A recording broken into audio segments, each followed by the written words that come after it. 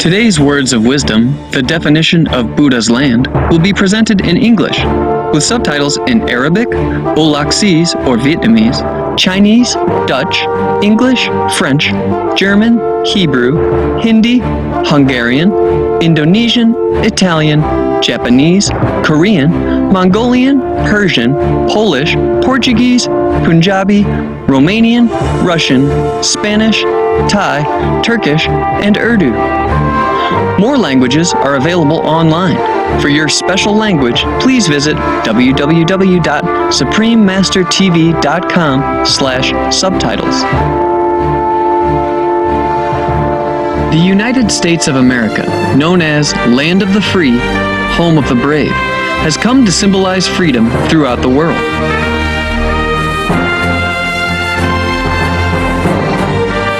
People from all nations and from all walks of life have called the United States home. The United States has welcomed them with open arms. Indeed, the famed Statue of Liberty is the embodiment of this dream.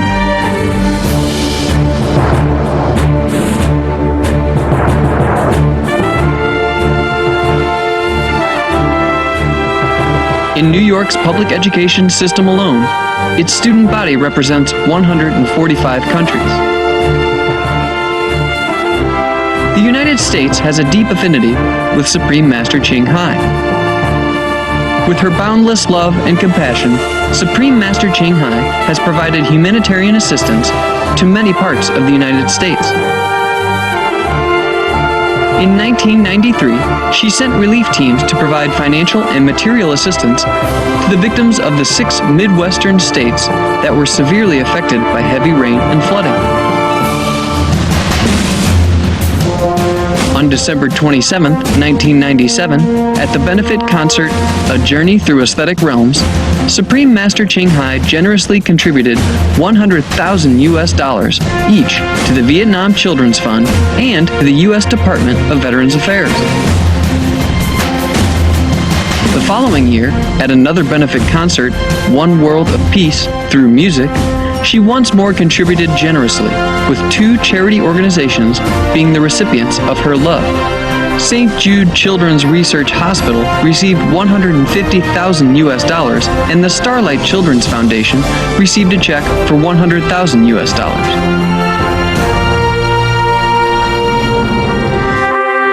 Additionally, in the face of one of the worst human tragedies ever to occur on U.S. soil, on September 11, 2001, Supreme Master Ching responded immediately, sending relief teams from around the country and all over the world to Ground Zero in New York City.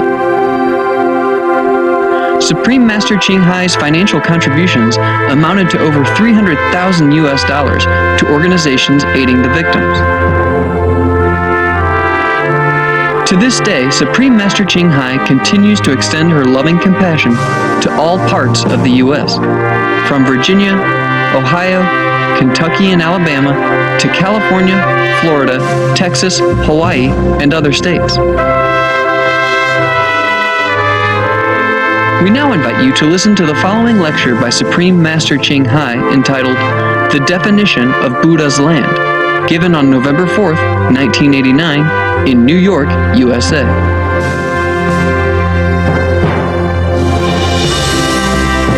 Supreme Master Ching lectures are not a complete meditation instruction. Please do not try alone. For free of charge guidance, please visit www.godsdirectcontact.org or contact any of our centers near you. Good afternoon again. Happy that you have come. This Saturday afternoon and your time is very valuable. I'm glad that you have saved some of your busy time and come here. It's sometimes difficult to speak. It's difficult to go back to the normal thinking of the human level and to be communicated through language. But I'll try. After half an hour, it will go on automatically. Now please help and join me in prayers so that our seminar our meeting will be fruitful, will be some of benefit to all of you and those that you love. Just take a few minutes.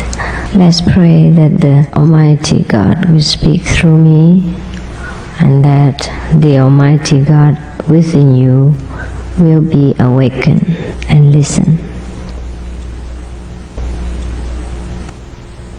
Thank you. Shakyamuni Buddha, when he was alive, what I mean is that when he was still in the physical plane, in the physical body, he introduced to us so many wonderful lands, what we call the Buddha lands. And Jesus Christ, when he was on earth, he also introduced to us many so-called heavens, different levels of consciousness. Also, he has told us, in the house of my Father, there are many mansions. You remember? Yeah? What does it mean by many Buddha lands? What does it mean by in the house of my Father, there are many mansions? I would like to introduce to you one of the Buddha's land. You can also say it's one of the mansion of God. According to Buddhism, there is one Buddha's land which is very beautiful. Well, there are many different, but today we speak about one of them. This Buddha land is called the land of the king of medicine, Buddha. When this Buddha was in a physical body and roamed around the world liberating sentient beings, he has 12 kinds of vows for the benefit of the people. What does it mean by making vows? When you are practicing bodhisattvahood, mean when you're practicing to become a saint, you like to help people in such and such a way. Yes. And so you wish inside your heart that people will benefit from you in certain ways. And these are so-called vows, yeah? And through the power of your practice, your virtues, and your willpower, goodwill, these vows will become true. So one of the vows of the king of medicine, Buddha, who we call Yao Shifu in Chinese, yeah? One of his vows is that if anyone come to him afflicted with any kind of disease, body and mind, he will first give them release, give them food to eat, medicine to take care of their health, and then slowly he will make them realize the highest potential power within themselves, with what we call Buddha nature, or what we call the kingdom of God. When the disciples of the Buddha went to this Buddhas of medicine land, they saw that the land was endowed with so much precious stones, and the earth was made with crystal. Most of the Buddha's land are similar in character. The land of the medicine Buddha and the land of Amitabha Buddha are similar in characters. The earth are made kind of crystal or lapis lazuli stone, and then houses are made from 7 precious jewels, rubies and all kind of things, yeah, diamonds, gold and etc.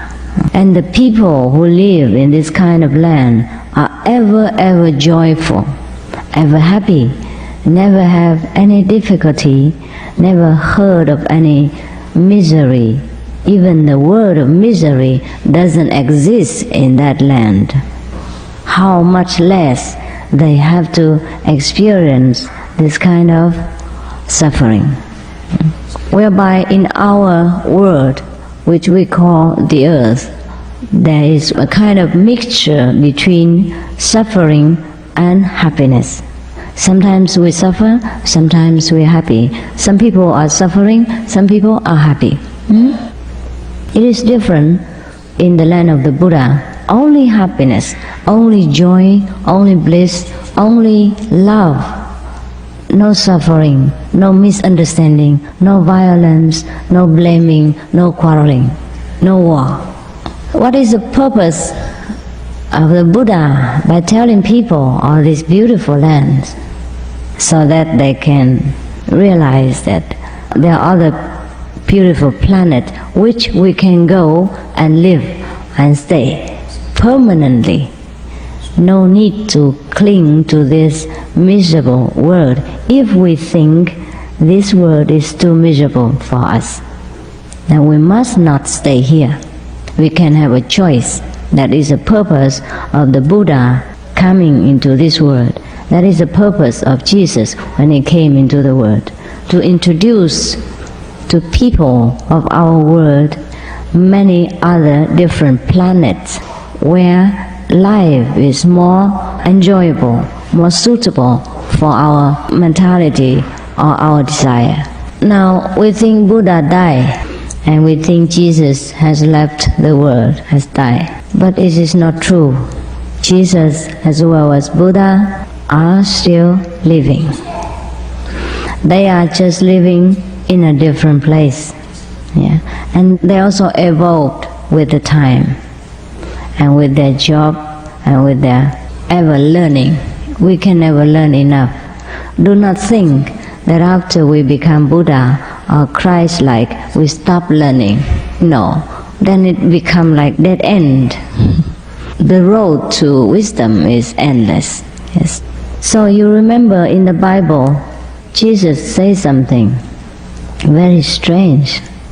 He said, whatever miracle, whatever great things I can do today, you can do them even better tomorrow.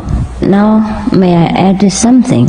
Just for example, at the time you met your teacher, or what we call initiation process, you just have a little taste of heaven, of the power within yourself.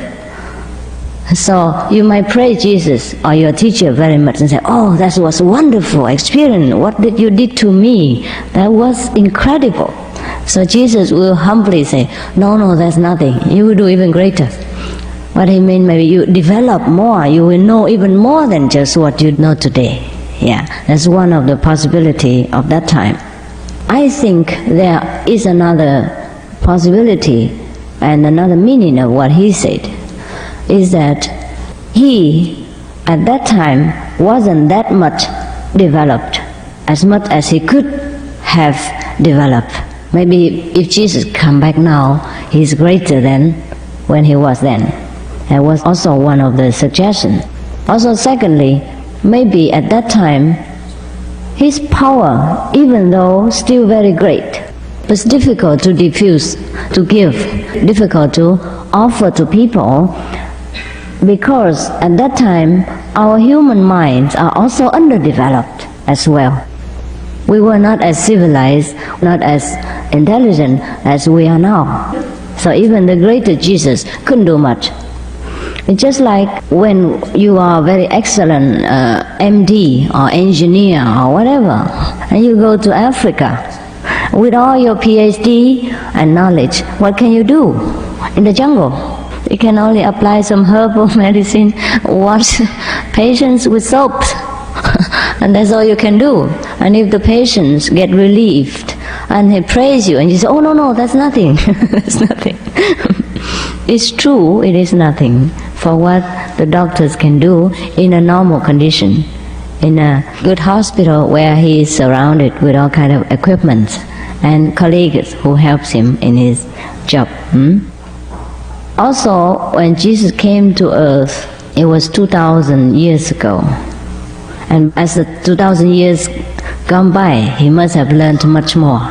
So now if those who are in the future, who came after Jesus, in a better environment, in a more modernized civilization, of course they can do greater wonder. Yeah? Yes. So if we look in the Bible, Jesus did not have the chance to say much at all.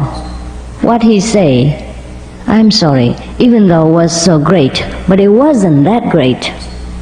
Understand what I mean? I don't mean Jesus wasn't great. Was that he didn't have chance to say much.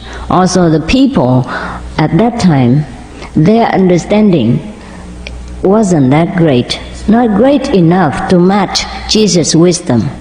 So he had to tell them in a parables, kind of stories, and have to use some kind of healing power, all these kind of things to awaken people. Also tell them in very simple, straightforward terms. Also only tell them to keep commandments and believe in God, pray to God, etc. Only some of his chosen few disciples were selected to be the messenger of his message. The rest, he just cured them of their sickness, uplift them a little bit in a mental way, invisible way, or comfort them, or remind them of the commandment and remind them of God.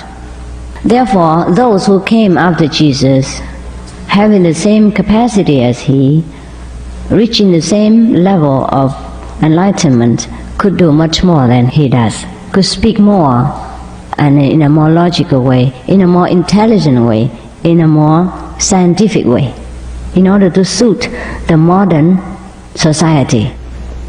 So it is not very advantageous to us to cling to the image of our old-time Jesus or Buddha.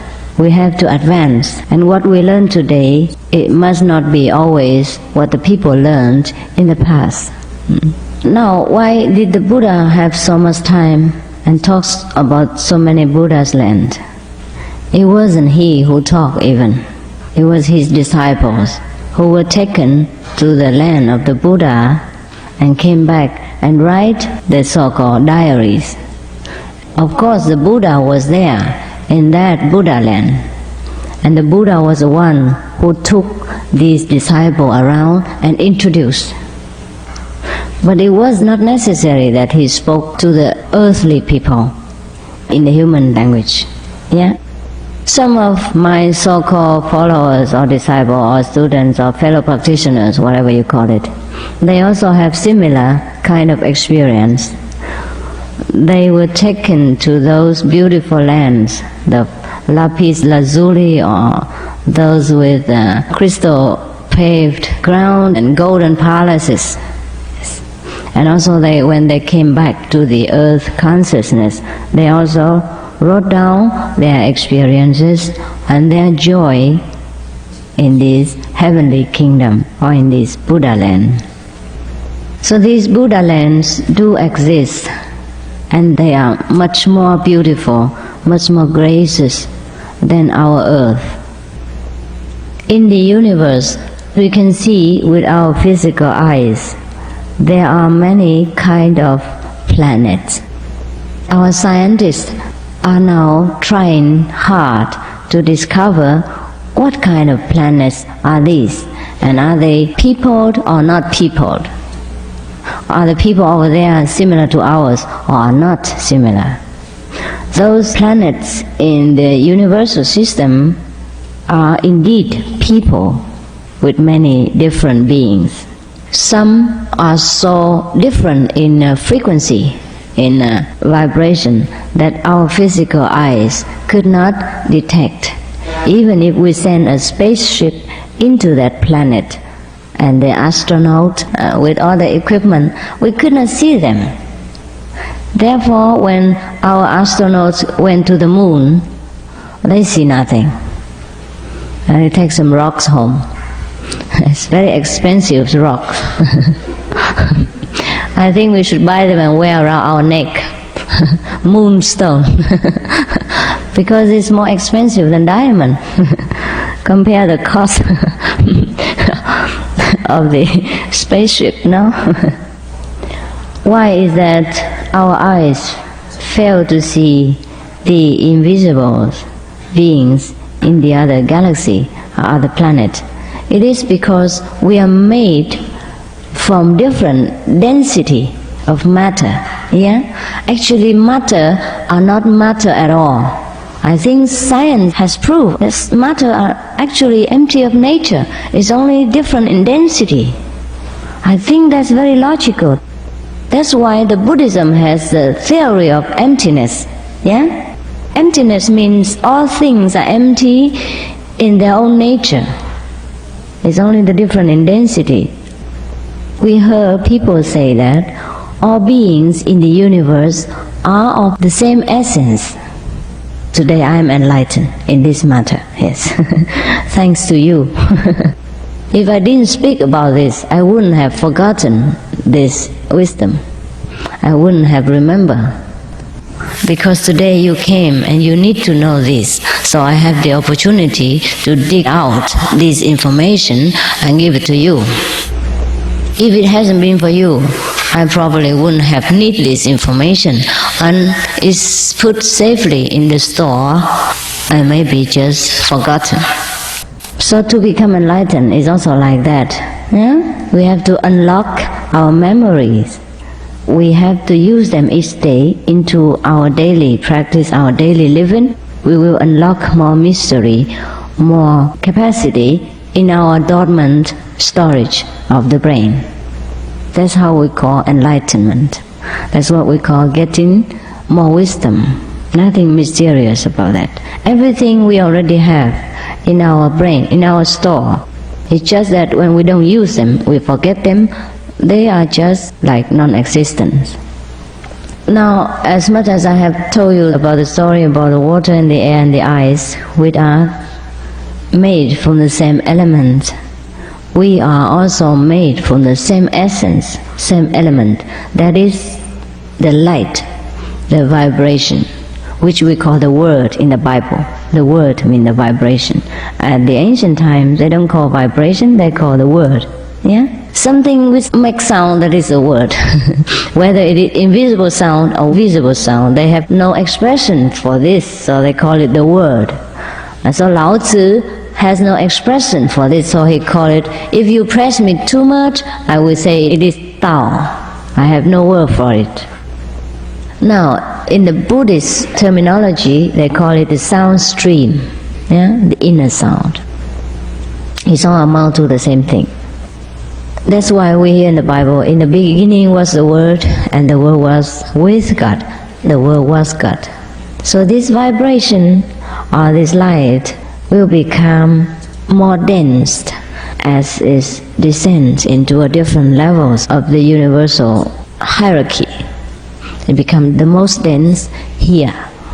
So we have this kind of visible body, and it moves around. But when someone practice at a very high level and develop themselves into the highest wisdom and the highest power, and they merge themselves back to the original source, then sometimes you see their body disappear. It's not that they disappear, they just melted into the original form. Just like the ice, if put in contact with sunlight or fire, melted into water and then disappear into the air again. But when we meditate, we practice, we become Buddha, great master, we will not just disappear so quickly. We also have a control over our body, over our destiny, and we want to stay for the benefit of others. But our body is not always real anymore. Therefore, sometimes if such a master give discourses in some way in samadhi or in some way teaching others, and some people just don't see the body of that master at all, just see an ocean of light. And that light will even swallow all the audiences in the lecture. That you may experience sometimes, maybe even for the extent of half an hour, 1 hour, 2, 3 hours. You are just lost in this sea of light and blissfulness. It is because that master has merged into the ocean of light. Sometimes the master chooses to manifest this to some of the disciples, maybe just to convince him or her, or maybe just because that disciples had a great affinity with that master in the past. But it's not everyone can see this phenomena. And it's not that every master is so high to manifest this kind of phenomena. Now, it is difficult to find this master because they are too ordinary. They might not even have any robe at all. They just wear ordinary clothes. The more ordinary, maybe the more great. Yes. Sometimes we happen to walk on the street and we might see many of bodhisattvas, the saints, but we might not recognize. They work in silence. In the Buddhist Sutra, we call the Lotus Sutra, Sakyamuni Buddha has mentioned that in every cycle of our existence, the bodhisattvas, mean the great saints, will always appear in this earth to protect the great teaching, protect the Dharma. It's not possible for us to always recognize these because they are so great in numbers and they work in different fields in different ways. So you may see an engineer, or maybe a doctor, or maybe a taxi driver, but they are great saints. So take care to respect other people when you happen to bump into one. It's the best attitude is to look at all beings as Buddha, as saints. Then you may experience great wonder, great change taking place in your life. I have mentioned already, it is not necessary to go into the Himalaya or to shave your head to become enlightened. Yes. I have done so because it was my path, my destiny. Now suppose I am already enlightened and I am already a monk. What happens if I let my hair grow very long and then wear jeans and running around? Do you think I lose my enlightenment then? No. Exactly the same. Doesn't matter what you do in the world, doesn't matter how many duties you have to discharge. Once you are enlightened forever. It's just that you need the key to enlightenment, and the faster the better. Of course, we have no time. We are in a modern world. We can't just sit there for years and wait for the sudden awakening. If we do not have any taste beforehand, it's difficult for our scientific age people's mind to believe in anything that they cannot prove. Therefore, the so-called masters nowadays openly give people some evidence of the greater level of consciousness, of the kingdom of God or the Buddha's light. So in order for people to get some proof and to believe, to hang on to, and to develop. There is only the different levels of enlightenment. Once you are enlightened, you are enlightened. It's just that you choose to go further, to be greater, or you choose to stay there. So once you are initiated, you are different beings. You are a different level. Just like once you are graduated in high school, and once you are registered in the college, you become a college student. There's no backfall anymore. You cannot be called kindergarten student anymore or high school student. You choose to learn more, to become a PhD, or you choose to stay in that and you drop out. But nevertheless, you were a college student. You are not a high school graduate. So once you are enlightened through grace of a master, through your own effort, you are forever enlightened. You are no longer like you were before. But it's a matter of diligent practice afterward that counts. It's not just one moment enlightenment make you become a Buddha. It's not that you registered once in the college and never learn anything, then you become a MD. No, it's not so simple. So, as every other science, we need constant effort and diligent practice. But also, we need an assurance from a teacher and also a helping hand. Sometimes we slip, and sometimes we are ignorant of our progress. Sometimes we do not know the pitfall in the practicing road, which is a very long and difficult one. So we need a friend, a faithful, unselfish and wise friend to guide us, to help us on the road. Walking we must do alone, but helping the friend may make the journey more pleasurable, faster, more enlightening. So the teacher is a good friend who walks beside you and help you when you fall down, cook for you when you are sick and help you when you are tired and encourage you when you lose your enthusiasm. But the teacher cannot enlighten for you. Teacher can put you on the path only, then we can walk. 怎样分别一个法门是否是正法 ？How do you know the method is the highest, is the right one for you to learn? 任何的法门呢，让我们能够看到我们自己的佛性，就是正法，最简单。让我们看到自己的光亮的品质啊，光亮的佛智，让我们知道我们自己不是这个肉体，我们不是这个凡夫的烦恼。我们看到自己的光，就是佛光，自己的佛光，那个就是正法。Any method that bring you close to Buddha, Buddha nature, bring you back to God, show you that you have God power, show you that you have God light, Buddha's light. That is a correct method. Okay? 怎样得知所得的印心是真佛心？他的意思是说，怎样能够知道那个印心的时候，他才能够得到佛性，是不是？Yes.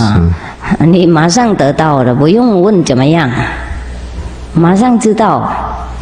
张师傅给你一个苹果，你就马上知道这个就是苹果，你赶快吃下去，哪里还有时间问怎样知道这个就是苹果？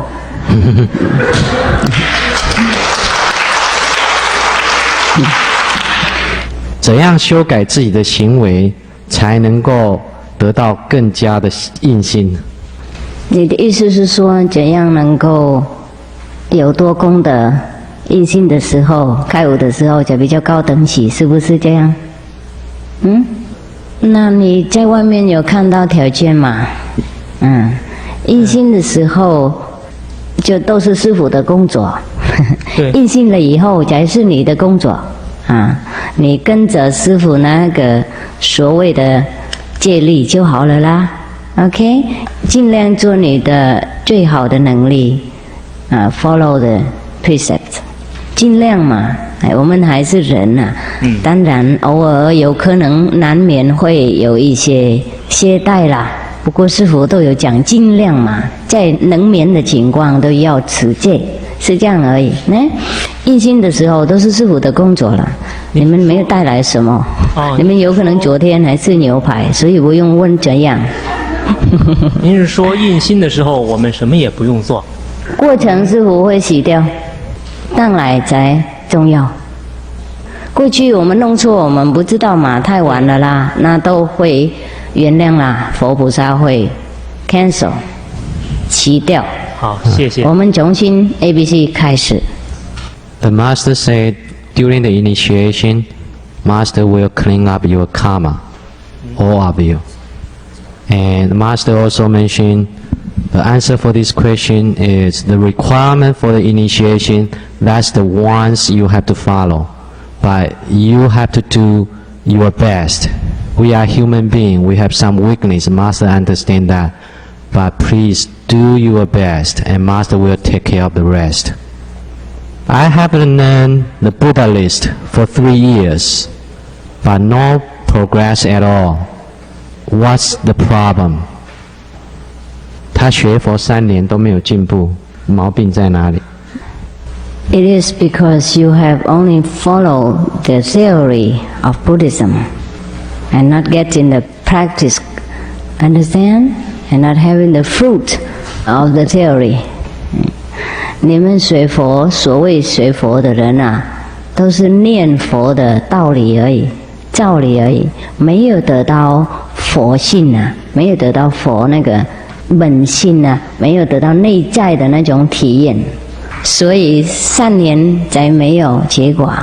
比方说，我们说那个苹果是很好吃啊，它外面就是绿绿的，里面是白白的，又甜又酸，又有很多吃啊。不过从来没有吃过，当然不会晓得啊，真的不知道啊，也没有满足啊。那比方说，你每天念《阿弥陀佛经》，比方说而已。你念了阿弥陀佛，真的那个国土啊，有黄金铺地啊，有琉璃装潢啊，有那个八功德水啊，有小鸟唱歌啊，有莲花当那个交通的方式等等。你从来没有看到阿弥陀佛，从来不去过那边，从来没喝到功德水，从来没听一点点小鸟唱歌，从远远的地方也没听到，那当然不会有结果啊。所以师父在贡献这个法门，让你可以得到一点点所谓的阿弥陀佛的境界。即使没有完全的话，刚刚开始就一点点而已，还可以，是不是？比方说我们还没有到那个饭馆啦，我们饿了，很想去吃饭，还没有到，不过最少人家带到对的路啊。快到饭馆，会闻到一点的菜啊，一点菜味就知道，哎呀，对了，这个就是了，是吗？还没有进来，不过最少有对的路啊，不然的话走了半天了，我们会饿死啊。听说那个饭馆很好吃而已，没有看过，没有吃过。The problem is that he had only read other people's experience and doesn't have experience himself. For example, in Buddhism, we have a scripture describe the land of Amitabha Buddha, but he has never been there. Every day he just recites this kind of Buddha's land, and he doesn't even have any appetite for it. Because how can you have, well, he might have appetite, but he has not the food. So I said, my method is to offer you a little bit of the taste of the Buddha's land, so that you know you are on the right path and encouraged to walk further. Then you know you have success. Otherwise, of course, you study for 30 years, you have no success. Never mind 3 years. 3 years too short already. Some people wait 30 years, never see any Buddha's land. Never have a glimpse of the Buddha's light. Never have a little bit sound of the Buddha's musical voice. It's very difficult. If you don't have a correct teacher, if you don't have a correct path, it's never a success at all. Just like someone take you to the restaurant. You're so hungry and you want to find a restaurant. Well, at least the person take you to the right road. If you haven't reached the restaurant yet, you know you're on the right road, and carry on further walking. Because you can smell a little bit of the food from his kitchen from far away.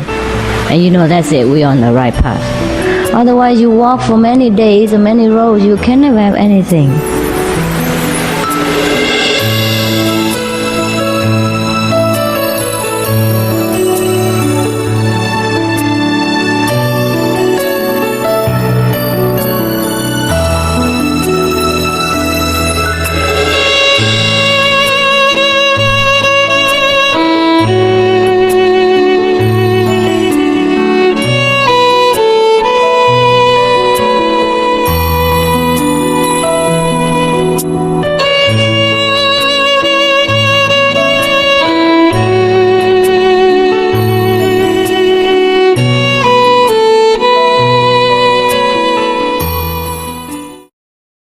I don't believe in any religion at all, and I don't belong to any particular religion group.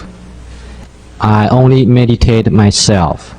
Can I get enlightenment? That shows that you haven't got enlightenment. Yes, if you have, you would have known. At least you have feel more secured. Now, we do not need to belong to any religious order or group in order to get enlightenment. We do not need to even believe before we see. But seeing we must. When you are face to face with God or Buddha, or you've been to the Buddha's land, then you will know, yes, there is Buddha. Now I believe. That's all right to be an atheist. But It's not all right to remain like that all your life. We must get some proof as long as we can. As far as we can, we get the proof. If no one else offer you the proof, okay, then no one can blame you for being an atheist forever. But if someone stand out and offer you the proof, then you should at least give yourself a chance, to prove the world beyond our existence. And then you can believe there is a Buddha or there is God or there is other things. Please explain more on the mass suffering. Why are children suffered in Vietnam? Did they all are guilty before?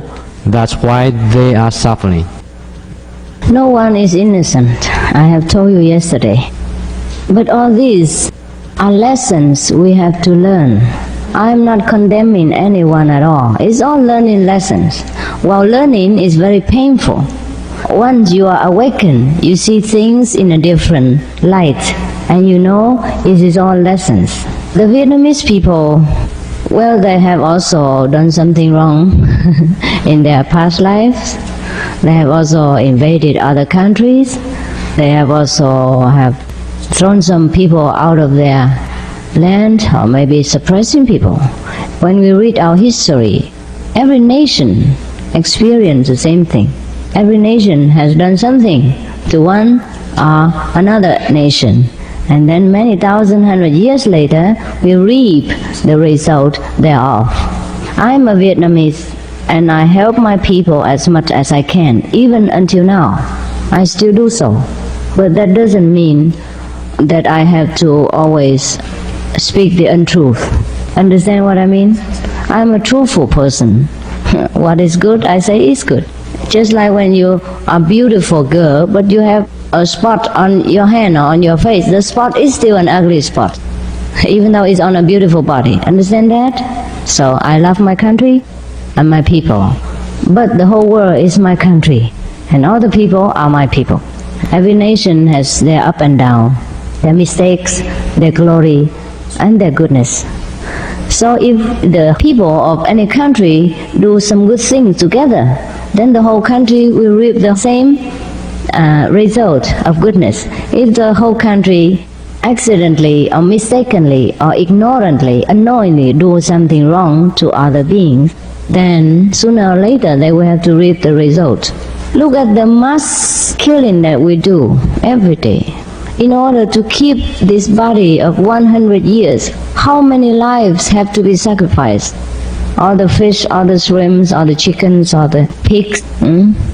How do you think all this energy will be dissolved without war, without suffering, without physical ailments?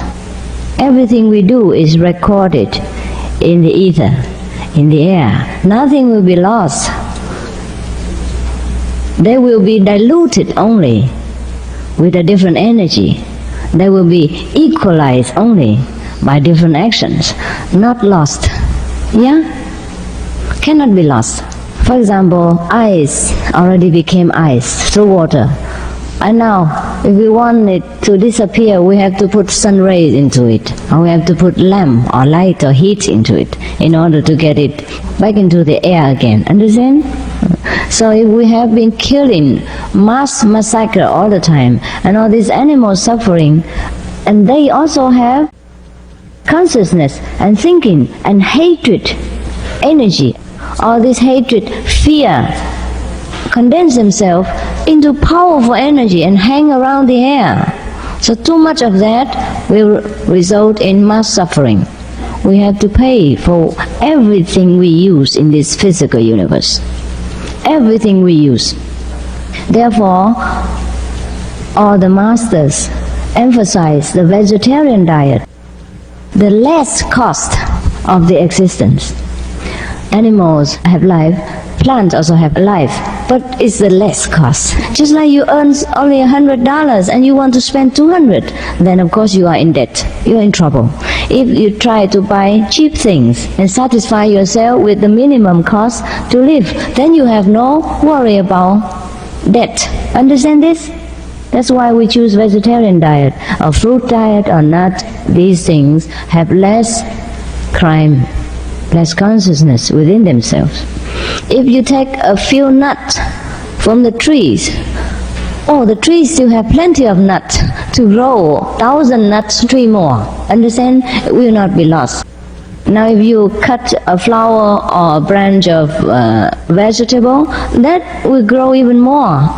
From that cut stem, more vegetable out of it. So in this way, we know that the vegetarian diet is less harmful, less cost.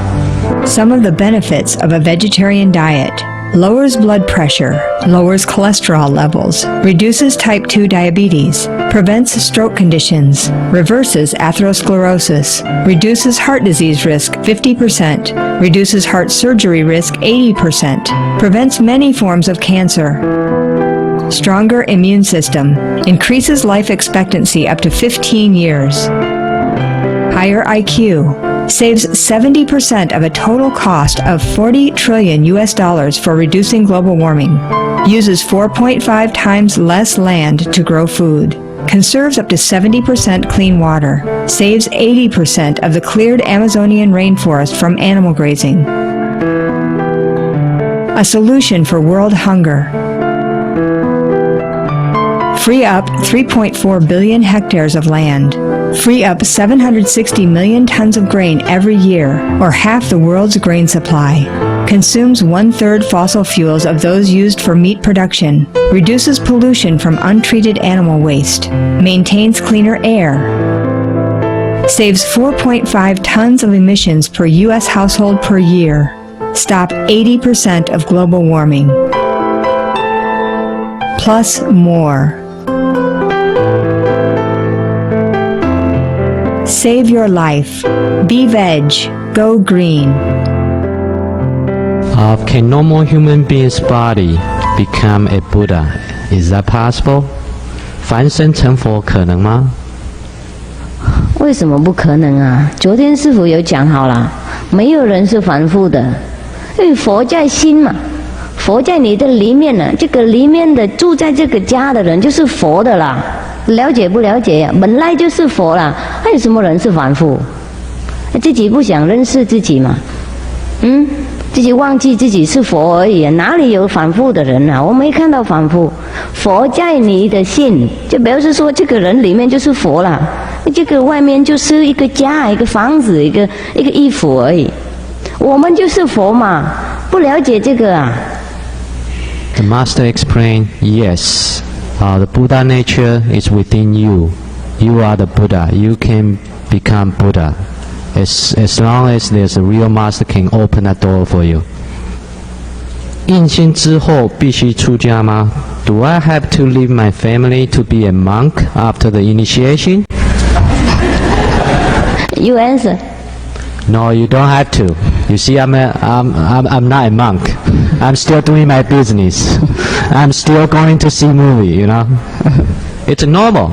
Just you live more healthier and happier because you know where you came from, where you're going, what's the structure of the universe, and what shall I do.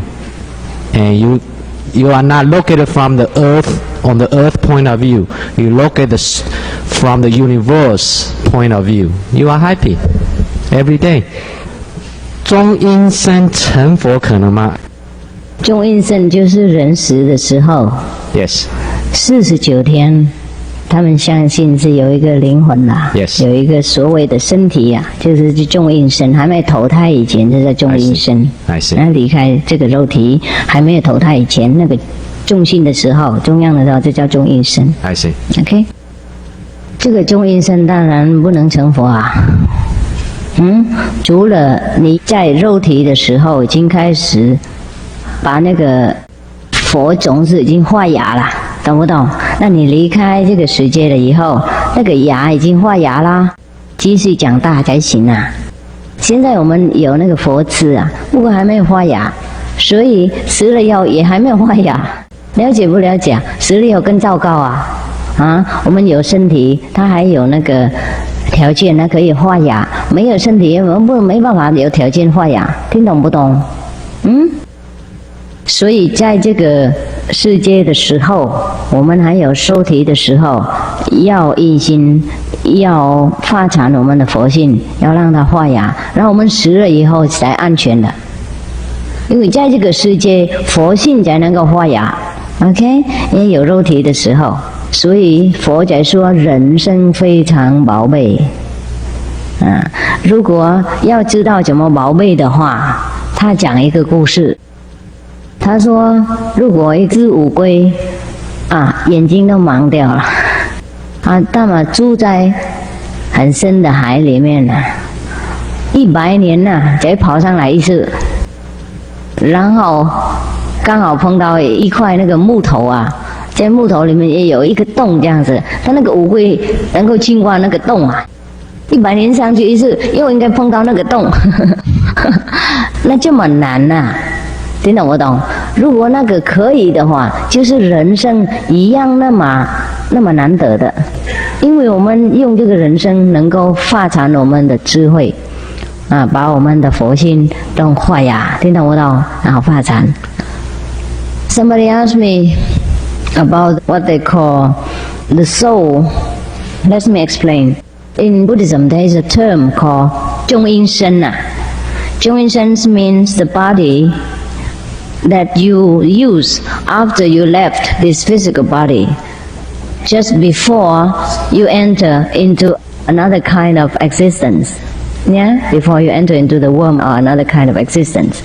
49 days, your soul, or your so-called 中阴 body, mean in the middle body, will fly around the world, up and down and in and out, and finding some places to rest, or some purpose of life, or somewhere to reincarnate.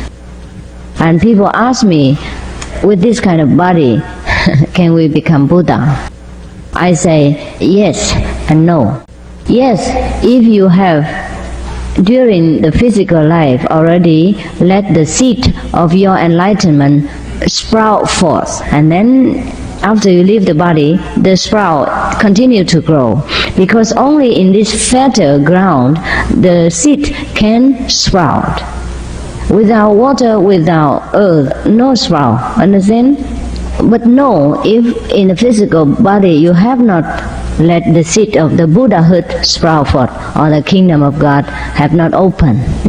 So when you leave the body, you are still like that. If you are not literate in this life, after you die, will you become literate? No, of course not. You even worse only. So that's why the Buddha said the human body is very, very precious. Very precious, because we can use it to fertilize our growth into Buddhahood. But those who practice Guanyin method to get enlightenment or after initiation, you need not go through the period in between. Understand? You go directly to Buddha's land, to where your master is. And there you learn further if you have not learned enough. If you have learned enough, you become a master in some land above the earth, or you come back to the earth, become a master of the earthly citizen. If you have not developed enough into mastership, then you go to where your master stays. He takes care of you, teach you, educate you, develop until you become the teacher yourself. Okay? You need not go through the wandering period of the 中阴身. So no problem. I promise. 舍利子、舍利花代表什么意义？ This is the relic. Death relic. 舍利子、舍利花，这对我是没什么意思了，这是一种祈念了。我们人嘛，生的时候是抓了这个世界，死的时候还放不下，还要抓东西，还要拿一些东西祈念。他们相信修行大修行的人死了之后笑掉了，会有一点舍利子，也是一种留下来的身体的所谓的化学的反应chemical reaction。所以有的人没有修行也有舍利子，有的人所谓修行很多也没有舍利子。啊，是比较丢脸。我知道很多故事，我自己的徒弟没有修行的一个先生，他死的时候也有舍利子，也有舍利花。我也有知道很多所谓的修行人，烧了有什么都没，只有骨头而已，那种留下来一点黑黑的骨头。我不是要诽谤人啊，你们问是我要讲的啦，我的心都很单纯啦，没有任何的要举报人家。不过不讲你们不知道吗？听懂吗？是师父责任。不过不要出去再讲给人家听啊。不是说你修行没有舍利子啊。所以我们也不能说舍利子，这我想的是化水反应呢，有这时候不是 ？You don't know? Then you have to go to Taiwan and see for yourself. The true story that I have spoken. Have you done it? Don't believe anything until you see, please. Yeah. 传话了不一样啊，听懂吗？从一个人传到另外一个人就不一样了。那些神神秘秘、神神话话的，最好不要讲那么多，人家会笑我们死啊！啊，对不起，师父是比较直的人啊，不要生气我啊，不要生气啊。I said to him, do not get mad at me.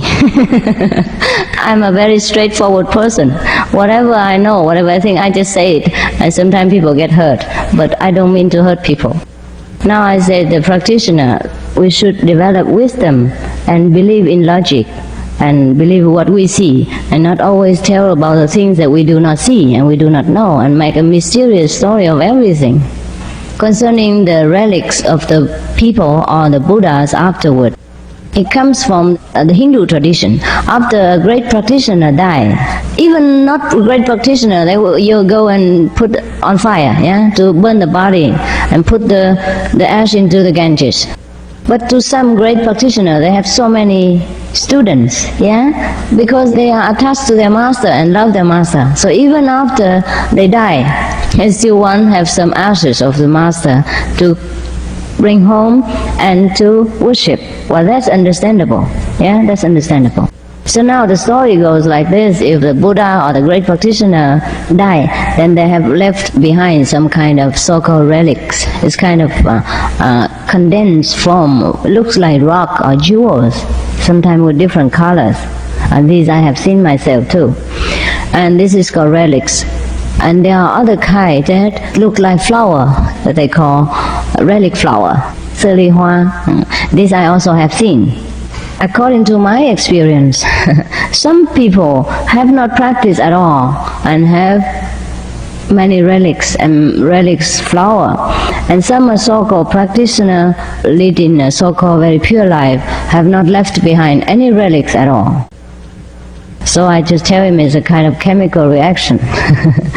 A different body have different chemical reaction to the fire. Maybe the bone is a little bit harder in some one person, and it become like, or maybe the heat is more intense. Sometimes we burn something with the higher heat, then it become hard, the rest become harder and shining.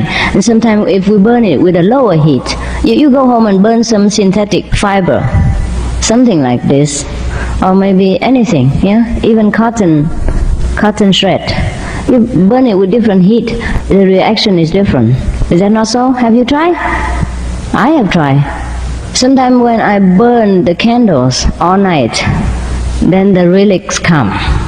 If I burn it only for 1 hour or two, no relics. Now the relics from the candles or from the oil lamp looks as much as those that from the bones of the people who left behind. I was very surprised, but I couldn't care so much for these things. I couldn't care for relics. So the true story is that some of my disciples' relatives die, and they also put him on fire. Then they have relics. And the relics are still here in Taiwan now. because their family was so overexcited about the relics of the father. How come the father has relics? He eat meat, he drink wine, he never recite the Buddha's name, he never went anywhere. And he even object the practicing people. 他反对修行的人，他反对他的太太跟师父印心的太太。I do not want to tell you too much, but it's for you to judge. One of the cases, his wife is initiated by me long ago, many years ago. And when this person died, her husband died, being just a very ordinary, don't even eat vegetarian once a year, you understand? Never. And he even make fun of his wife for reciting the Buddhas or worship in the temple. He actually against all this. When he died, of course the wife called many monks, Buddhist monks who come and recite the sutra to give him blessing. But the more they recite, the blacker the person become. So now in our Chinese or Vietnamese tradition, if the person die with a black face, not radiant face, then he surely go to hell or very lower place of existence. So she was very frightened. How come so many great monks come and spend so much money and so many flowers, so many fruits, so many ceremony, and the face doesn't change, get worse? So she was frightened. Then at last she remembered me. Yes, at last I can come in. Always call me at last. And before I left for Hong Kong, at that moment I want to leave already for the aeroplane, and she called me 5 minutes just before to tell me the situation and begged me that I should help his soul, should liberate him. I said, but you have called so many monks already. I have no place. What I mean is you didn't invite. So he said, now I invite you. She said, yes, 现在我请你来了. Now I invite you. Please come and help him. I said, okay, I will try. And at that moment, immediately the face changed into pinky style, very pink. And so that means he will be reborn in heaven, high place, a place of happiness. So after that they burn his body and get a lot of so-called relics. So he hasn't practiced anything. It's just due to his wife call. The face was black and become pink. But it's not only that, there are other things that happen in between. Many of his family members saw me came to his house and helped him in spirit. But I didn't go there. That's what they told. They just tell me like that. I didn't go there. Just they saw me in a light form body. After that, they burn the body and they get the relics. So what can I say about these things? He never practiced in his life. He even against it. He didn't eat vegetarian. What is the meaning of instant enlightenment? It means you get enlightened instantly.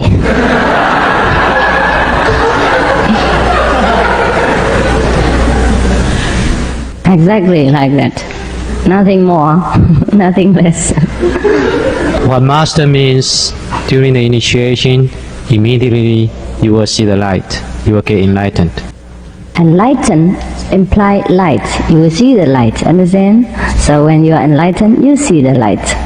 Immediately, so that's called immediate enlightenment. I am a topless dancer. Am I guilty of committing a sin? Can I be initiated? Yes, you can. No one is guilty in my eyes. It's condition of the society. It's a survival difficulty that everyone do some kind of job different from the others. But all of you are goddesses and God. All of you have Buddha nature. If one has achieved enlightenment, will he or she be repeating another lifetime?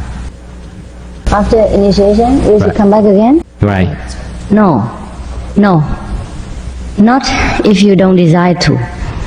Suppose you desire to come back, yes. If you want to come back after initiation for any purpose or still have some desire for this world left, okay, you come back. If not, no. You don't have to. The Master take you directly to the higher abode. There we have a lot of other things to do. Higher purpose, higher blessing, higher education. How is one's enlightenment related to entering nirvana? Nirvana is a term for bliss, joy, ecstasy. If you are enlightened and sometimes you are deep into samadhi, you experience nirvana. You can experience so-called nirvana every day or once a week or maybe once a while after initiation. It depends on how pure you are, how diligent you practice, how much faith you have. And after you die, you experience the great nirvana. You don't have to come back again. And now the small nirvana is that every day you experience maybe half an hour of bliss, then you have to go back to work. Or your wife call you, or children call you. Yeah? So you cannot always experience the great nirvana. After severing the tide of this world, we can always be in nirvana. Okay? Can the doctrine of many lifetimes taught in Buddhism be reconciled with the Christian teaching that there is only one lifetime? No, it's a misunderstanding. Christianity doesn't teach that there is only one lifetime.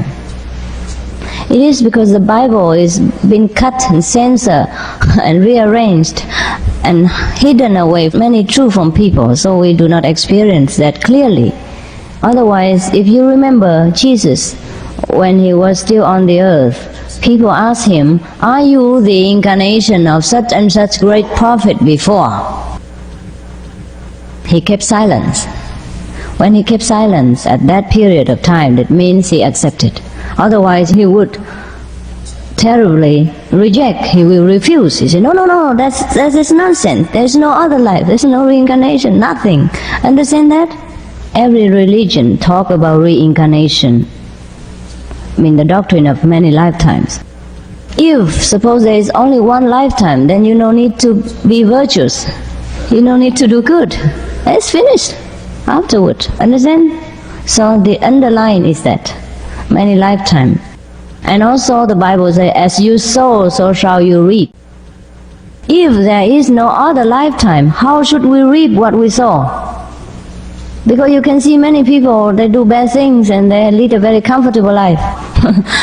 And some people are very virtuous and good and humble and they lead a very miserable, sometimes suppressed life. So if there is a God, how can we justify His mercy? Yeah?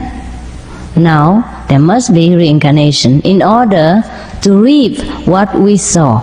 So we have to be more intelligent and expand our understanding, not just clinging into the word reincarnation or not reincarnation.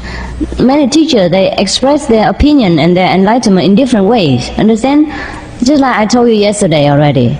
You call your wife a darling, or a honey pie, or sugar candy, or sweetheart. Fancy a heart becomes sweet. Have you tasted a heart before? Sweetheart, yeah? Or anything. Just a different type of expression, okay? And somebody say, oh, I love my wife very much, and that is very correct and very precise and very obvious. But somebody else say, without my wife I could not live. Understand? Now you have to understand that what he means is that he loved his wife so much, just like the first person. Just like the first one person say, I love my wife very much. And the other say, without my wife I cannot live. Understand? The other say, if I am separate from my wife one day, oh, I feel life has no meaning. It's the same thing, okay? I'm so surprised that you're so good at love story and you're not good in the Bible. The expression of love you understand, but the expression of holy teaching is so novel and so puzzleful for most of the people. Why? I don't understand. It's very similar. 请问开悟是否究竟？耶稣基督据说他并没有得到究竟之果。请问法师，您是否已得到究竟果？什么叫究竟果？ 究竟 means the highest level of attainment. 开悟就不是究竟，听懂不懂？开悟就是开始走而已。等一下你完全开悟的时候，才是叫究竟开悟。开悟有很多等级。耶稣基督也有说他有得到究竟。他说 I and my Father are one. 我和我的父亲同一题的，父亲是 God 上帝那个，他和他同一题就表示说他是上帝的，怎么还不就近呢？开玩笑，我是不是就近的话，那你们慢慢来检查。我说是的话，你们不一定相信；我说不是，我就说妄语。OK？As the question is like this: Does enlightenment means ultimate? And Yesukitu mentioned that he did not get the ultimate enlightenment. And also the third question is that he asked me, have I reached the ultimate enlightenment in the highest level? So now my answer was this. Enlightenment doesn't mean the highest. Enlightenment has many levels. So once you are completely enlightened, then you can call you on the highest. You graduate, but then still a lot to learn. It's not only there. You have so endless treasure, endless wisdom. How can you stop when you're complete? You only graduate. When you are an MD graduated, you still have a lot of things to learn when you practice. You learn endless. But you graduate, you become a doctor, alright. So you became a Buddha, or you become a Christ-like, and you start your job. Okay? And you learn more by experience and by practice. Right. That is the first question. Now, the second question is, Jesus said he did not reach the highest. Where did he say that? I only remember he said, I and my Father are one. I mean, I and God are one. If he and God is one, what is he? He is what? God. That's the highest attainment. We have to reach behind the lights, not only cling to the words. That's how people fight with each other. That's how religions start all the bloody wars, because of vocabularies. Nothing else. It's very sad indeed, that we are so ignorant. To this kind of level we fall, understand? And all the world fighting over this kind of vocabulary. No wonder we can never be peaceful. No wonder we have no brotherhood. No wonder we can't understand each other. Can we see our world? How low level have we sink into? So simple a thing and cannot understand. Now the third question, concerning whether I have reached the ultimate or not. I have advised him to watch slowly, to check slowly, and he can check it out, yeah. If I say yes, he would not believe me. If I say no, then I tell the lie. So it was the answer. Jesus Christ said, I am the truth, I am the way. Does this mean the Christian is the only the truth? Yes, the Christian is the only truth. But the Buddhist is also the only truth. And the Tao is also the only truth. Every great master speaks the only truth there is. Every religion is Christian. Every religion is Buddhism. Thank you, thank you. When a master get enlightened and become one with God, he is the truth. He is the way, he is the light of the world, okay? And then you can become like him also. Therefore he say, what I do today you can do greater tomorrow. He didn't say I'm the only one that can do this great thing. Also, Buddha did not say I'm the only Buddha in the universe. He said before me there were numerous, like the sands in the Ganges river. So much Buddha. And after me there will be plenty. It's the same. I have become Buddha, you will become Buddha. All equal.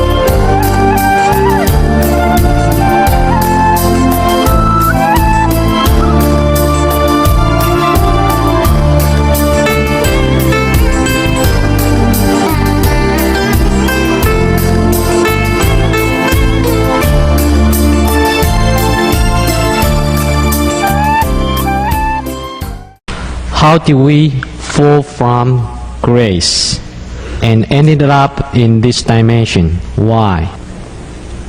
Because we chose to. We chose to make adventure.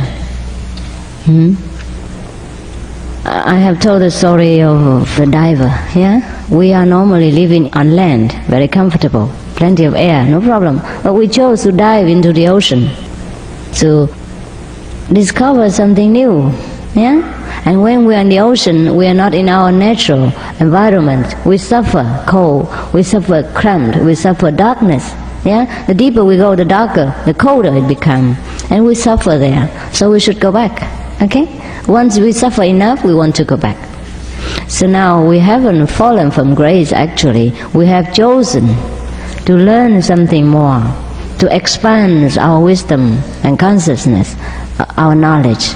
And we have learned some already, enough. Now we feel enough. Some of people feel they have learned enough, so they want to go home. For these people, I stand by. Understand? For those people who do not want to go home, okay, let them take care. There is no fallen from grace actually, just a way of saying we are forever pure. Okay? Everything we do, only lessons, only learning. Nobody died.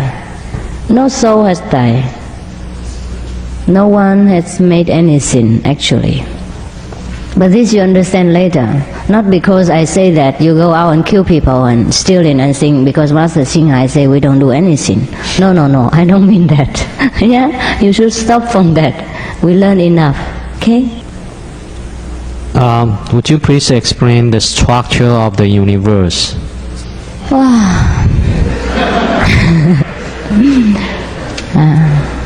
Then you come follow me. Yes. Then I will explain day by day.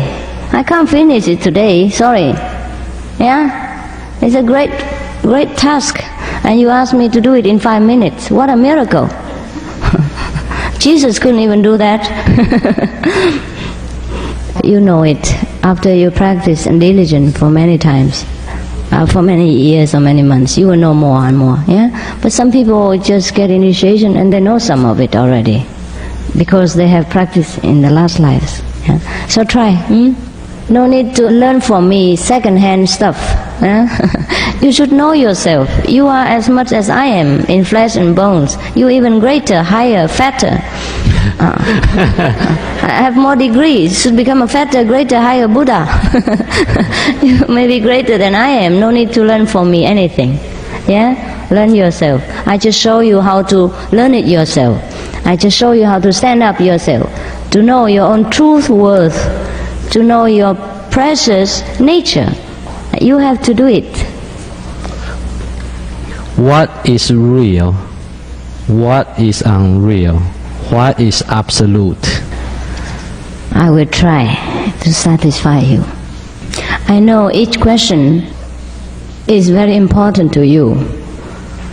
I do not take things lightly, but sometimes it's so difficult to explain. Let me think.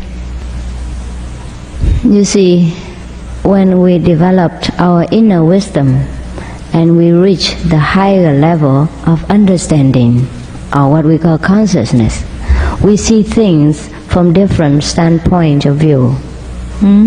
What to us real and important before suddenly lost their meanings and becomes unimportant, unreal.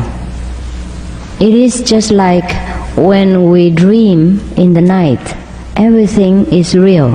We were frightened, or we were rich, or we were enjoying, or we were crying and laughing. After we wake up, dream is still vividly remembered, but it's not the reality. Understand? You remember it. You know it existed in your dream, and you were happy then, or you were miserable then, but it didn't have a reality, no substance, yeah? Just like now we ordinary people know, we think the matter is very solid and is a matter. And then science proves that there is no matter, no solid matter. Solid the density of light, of energies, of vibration. So they see things from different standpoint. Understand that? So they see the body is really unreal. So similar to our situation, once we are enlightened and look at things from a different level of intelligence, we see things in this world similar to a dream, a bubbles in the sea. It lost all the attraction to us. It doesn't mean it doesn't exist, it exists, but it's like the shadow of the real person. We don't go after it anymore, we go after the person. In China, there was a very famous poet. His name is Li Bai. When he was drunk, he mistook the moon in the lake for the real one, and he loved the moon. So for his love for the moon, he jumped in the lake to get hold of the moon because he saw it's so near tonight. Normally the moon is very high. Tonight how come so near? He walked behind the lake and he saw the moon. He said, "Oh, I love the moon." So he jumped down and drowned himself. Okay? If he wasn't drunk, he would have known better. So if we weren't ignorant, we wouldn't have known things better. So get enlightened quickly and know the real. Okay? The Absolute is what we call the Tao, or the Buddha nature, or God Almighty. Once we learn that there is the greatest one in the universe, we might call it a being, or a non-being, or invisible being, or the Almighty being. There is one, the central power.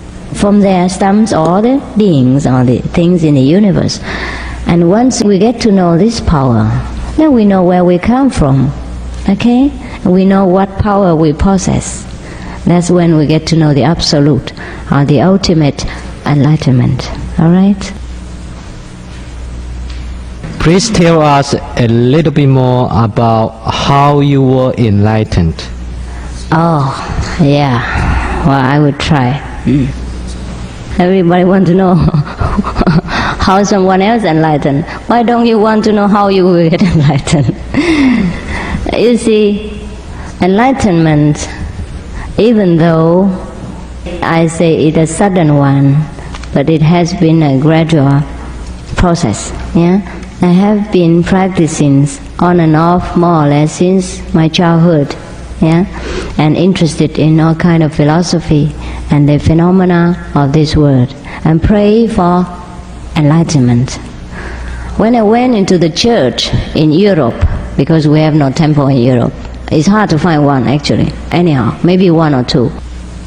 The only prayer I delivered to God was this: "Oh God, if you do exist, please let me know.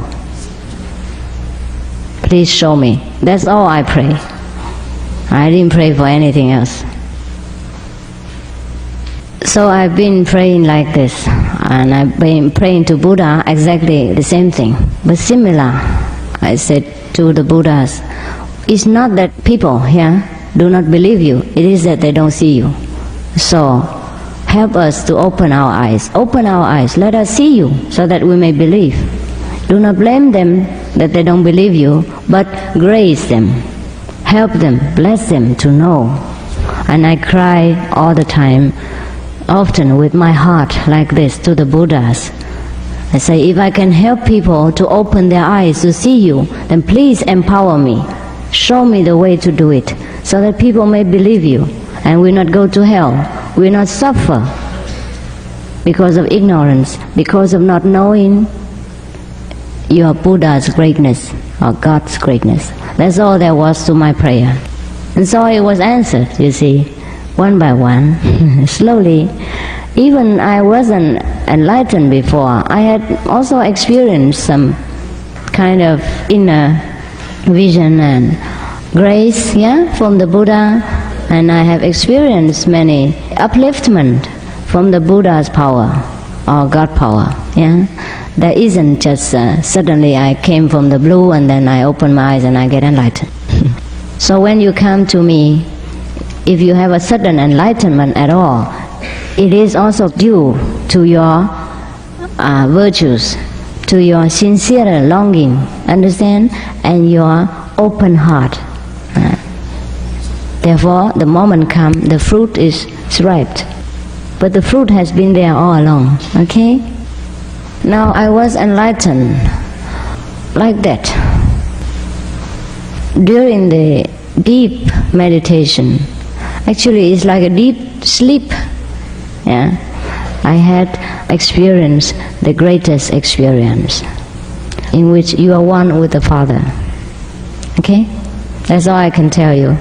How it come to this fruition, I cannot tell. It just came. All right? Please tell us a little bit more about what instant enlightenment is, such as a concert pianist diligently practiced for many years before he plays Mozart, Beethoven. Can a new student start to play Mozart without the prerequisites? No, we asked two different questions. Yeah, but I can relate them together. It's easy. Enlightenment doesn't mean that you have reached the greatest height. Understand? Just like you have never played the piano before, you do not know which key is what note. That's all right. But if you come to a competent teacher of piano, he immediately tell you, oh, this is do, this is re, mi, fa, sol, and he give you a little note, a little song, and tell you to practice. And you can make some noise already. Is that not true? Yeah? And you can hear cling, cling, cling, cling, cling, cling. And you know, oh yeah, I can play a little bit. And you practice just few hours and you can play that song already. One song. But then you practice more, you know more song, and you become more expert and excellent. Similarly, sudden enlightenment means you are immediately enlightened, but doesn't mean you have become Buddha. Doesn't mean you know everything already. You have practiced more every day. So I didn't tell you, get enlightenment and then go home and sleep. Be lazy. No, 2.5 hours every day I have required. Yeah? Just like you learn piano lesson, every day you have to practice at least 1 hour, 2 hours, 3 hours if you want to become something. Yeah, you can play Mozart, Beethoven, all right, sure. After practicing under the guidance of your teacher, why couldn't you? Is that not so? Okay. It's very clear now. If it's not clear, please tell me and I explain again. Even the pianist, you need a great master too. Yes, Not yes. just practice. Yeah. Yes. They do all need teacher. Yeah. Even though Mozart he can play at 4, but that was from his previous birth impression. But then he also had to practice a long time. No. He can just become like that. Understand? He also has to practice. As far as meditation, that what I see sometimes could be true, real, or could be fact. I have seen the Buddha's land, and there are 7 gorgeous trees. They say 宝树. Under the tree, I see 7 beings. What's that 7 beings mean? How can I get into the deep and higher level? 这是有没有印心的人问的？ This person initiated. 谁问这个问题啊？你印心没有？没有。没有印心。好 okay. So I try to explain in your way. Yeah. If I use my terminology, you will not understand. That's why I ask. 你打坐多久了？ How long did you practice? You have to carry on practicing more, and then you will know who these great beings are. And you can tell me how they look. Then I can tell you. Do they have light? They have light around them? 我没有师父啊。好。但是因为我本身我生病啊，我有糖尿病，那么晚上我不能睡觉，那么我就看那个书上讲啊，他说如果你睡觉以前静坐，那么你会睡得比较好。那么从那个时候开始我就静坐，断断续续的做了有4、5年了。那么在这其中当中呢，就发生很多事情，比如说我可以看到很多东西，那我不晓得这个是好还是不好，懂但是我看到佛经上讲，就是说全部把它当成幻觉，就是假的。懂。但是我每一次看到的时候呢，它甚至于有的时候在真实生活里发生过，那么我就觉得很奇怪。如果是假的话，它竟然真的发生；如果你说它是真的呢，那我就觉得。地球在，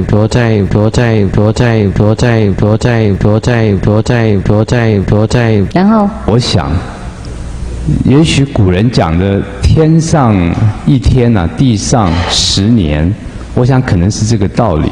这个也许也是一种领悟了。但是在这个时候，我在想，我应该回到我坐的地方，但是在那一刹那，我看不到我自己的身体，我找不到我自己。那么我就在想，到底我的意识呢是在哪里呢？但是我也有这个想法的时候，我又坐在那个地方，就回来了。对。对呀，最好不想啊。想就我们头脑开始动啊。那有一次，我就是看到了，我认为是这个西方世界。我就先称它为这个灵界了。我是说，在这个灵界里面啊，那么所谓的沟通啊，它不是用语言呢，是，而是用脑波，用 telepathy。对。那么我就是有一次我就看到了，就是很远的地方啊，金黄色的泥土，那么有很多的人啊在听到，有穿着各种不同朝代服装的人。那我在很远，但是我可以感觉到那个是西方境界。那么离我不远的地方呢，我可以看到有7棵树，就好像是相思树的叶子一样。然后那个树都是透明的，那个树叶都是透明的。那么我还拿在手上看，我就觉得很奇怪。然后我就看到7个，有这个和尚，有道士。也有这些说不出名字的，好像是仙人之类的，坐在树下面。是。那么我就觉得，在现实社会里面，这种经验我以前没有过。我本来是基督徒的。懂。那么我就会一直引得我很奇怪，而且我每次打坐的时候，他自己啊，他身体啊，他会给自己身体按摩啊，找穴道。那么这个是2个手呢，他自己会捏诀捏印。但是以我一个基督徒的身份来讲，这些在我来讲是很奇妙的事情。没办法解释哈，用基督的教理没办法解释哈。对。那怎么办啊？所以我参考了很多这个密宗的书籍啊。那么它里面有很多手印的知识，所以我就从那里面可以找到几个相似的手印了。懂。那么我到目前为止还一直在往下探讨追寻，但是我希望就是说，我能够在最近的时间找到一个很好的老师，能够告诉我究竟发生了什么事。OK， 那个你有没有看过天台宗的书？没有。没有。好，在天台宗里面呢有解释，如果我们修行到某阶段呢，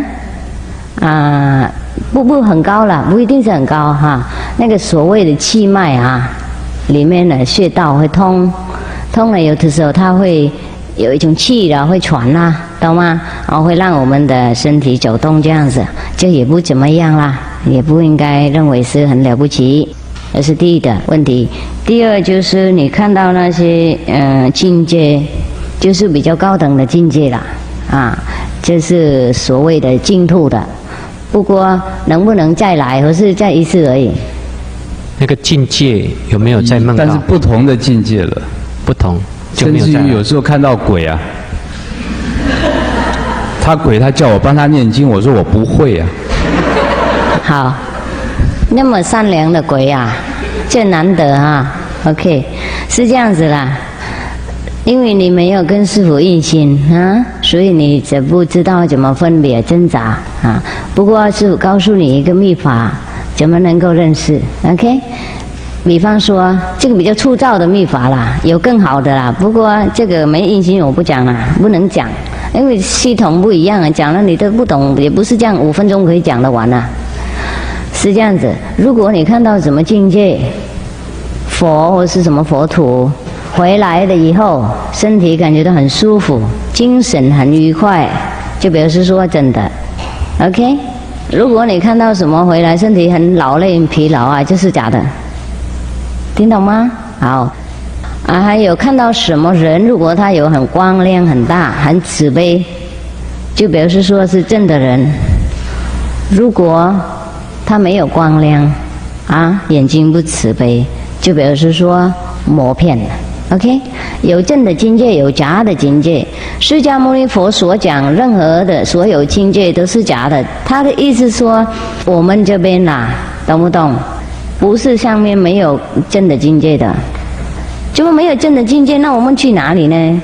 什么都空空的啊，冷死啊！听得懂吗？啊，好了。Well, the man has been meditated for 5 years with our master, and he said he intend to look for one if he find a good one. Now, even with our master, he tried to meditate it himself, and sometimes he experienced many strange things. Sometimes he see the Buddha, sometimes he saw devils, etc. And one time he saw the Buddha's land, so-called Buddha's land, and saw some people there, yeah, and some 7 sages there. Monks, Buddhist monks, staying under the tree to meditate. And he was wondering, since he is a Catholic, since he is a Christian, he was wondering why he see the land of the Buddha. Well, I have told you the lands of the Buddha or the kingdom of God is similar things. It's only one place, understand? I don't mean one place, but the similar in quality, okay? Just different people call different names like cookie, honey pie, etc. I have explained. Huh? So even if you are Buddhist or you are Catholic or you are Christian or you are Muslim, if you follow the discipline that we say and meditate in a specific method, then you have the same result. Then you come to know that God or Buddha nature is one thing. Tao is also similar. One thing only, yeah? And all the heavens and Buddha's land are exactly in the same quality. Yeah, you can go to the East Buddha land or West Buddha land, it's all Buddha's land. Just like you go to different room in your house, yeah? It's all your house. But different needs, sometimes you want to go to the bedroom, sometimes you want to go to the living room. And also you want to know if the Buddhas say all the phenomena are unreal, all the manifestation of phenomena and words are unreal. Well, I said to him, there are some unreal, there are some real. Okay? If you wake up for meditation and you feel your body feeling relaxed, nice and excited, that means what you have seen, where you have been is real. If you feel very drowsy and tired and exhausted, that means you have been misled into some of the astral world, illusion, sapping your energy.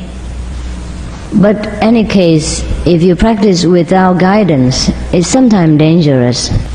But if your heart very pure, your motive is very correct, then you are protected by the angels, by the bodhisattvas. Try to keep your motive pure and sincere and lead a virtuous life. Even with our master, you are protected.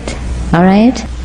And you just pray to God or Buddhas whenever you are in the presence of someone frightful, you pray to the Buddha, to the Most High Buddha, or to the God Almighty, yeah? And then that terrible thing will disappear, alright? But if you are initiated by a master, then the master is obliged to tell you all the details about the road and how to deal with these things, how to recognize the real from the false, how to protect yourself, how to call for help, and whom you should call. It's more specific and safe, understand?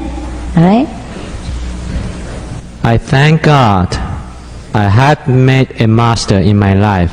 I know you are the one. Oh, I thought he has met a great one. Do you mean spirit? God is the substance of our body. Yes. Yes. The Holy Spirit is the substance of our body. We come from that. And when you go very high in wisdom, you will realize that this body is also spirit. It came from the higher vibration. It's condensed into this kind of form only. Therefore, if you practice very high, or some high practice master, you sit there, you don't see the master. But you have to also develop higher. Or through the grace of the master, you don't see the master at all, only see light here. And the light is so great that it envelops the whole audience, the whole hall. You see nobody. Okay? So you see that there is no matter at all. It's really empty. That's what we call emptiness. But in emptiness, you are fulfilled. You are satisfied. It's not that the emptiness that leaves you empty and lonely like the ordinary emptiness of this world. The more you empty in spiritual sense, the more fulfilled, the wiser we become. It's all different. But the worldly language is terrible. That's why everybody mistaken Buddhism for nihilism. Nothing, empty. Yeah, it's not so.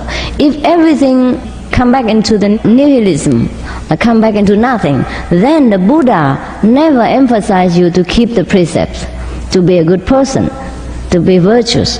What is the use? You become nothing anyhow. You become empty. No, it's not so. It's not so. Do you mean the truth taught by the Master, Buddha and Jesus, is one, that God is the one? Yes, I mean that. And you know already. Is it true that it is not necessary to be a Buddhist in order to benefit from the teaching of the Gautama and the Buddha? Yes. No need to be an official Buddhist. A Buddhist is the one who follows virtues, who do exactly what the Buddha has preached. No need to have to go to the temple or take refuge with any monk. If you are good and live according to the Buddha's teaching, then you are the Buddhist. No need to make any name for it. 如何能证实有形物质生命结束以后，另外有生命存在？ How can you prove that the materialized life, after the end, there's another life exists? Well, if you have not been enlightened about this matter already, then you should be enlightened. Then you can see. Some people can see these things without having officially been enlightened, due to their sensitivity of the clairvoyance ability. And some people have to have a master in order to be clairvoyant. After enlightenment of some degree, you will come to know all these things. It's easy to prove, but we must practice. These things are intangible things, belong to the inner, invisible knowledge. There are knowledge of material nature. There are knowledge of invisible nature. And now if you want to prove the invisible knowledge, then you have to go into invisible theory and school and practice the invisible method. We cannot use material to prove the immaterial things. But we can prove it by different way. What was your method of obtaining enlightenment? And was there a specific moment you feel it occurs? No.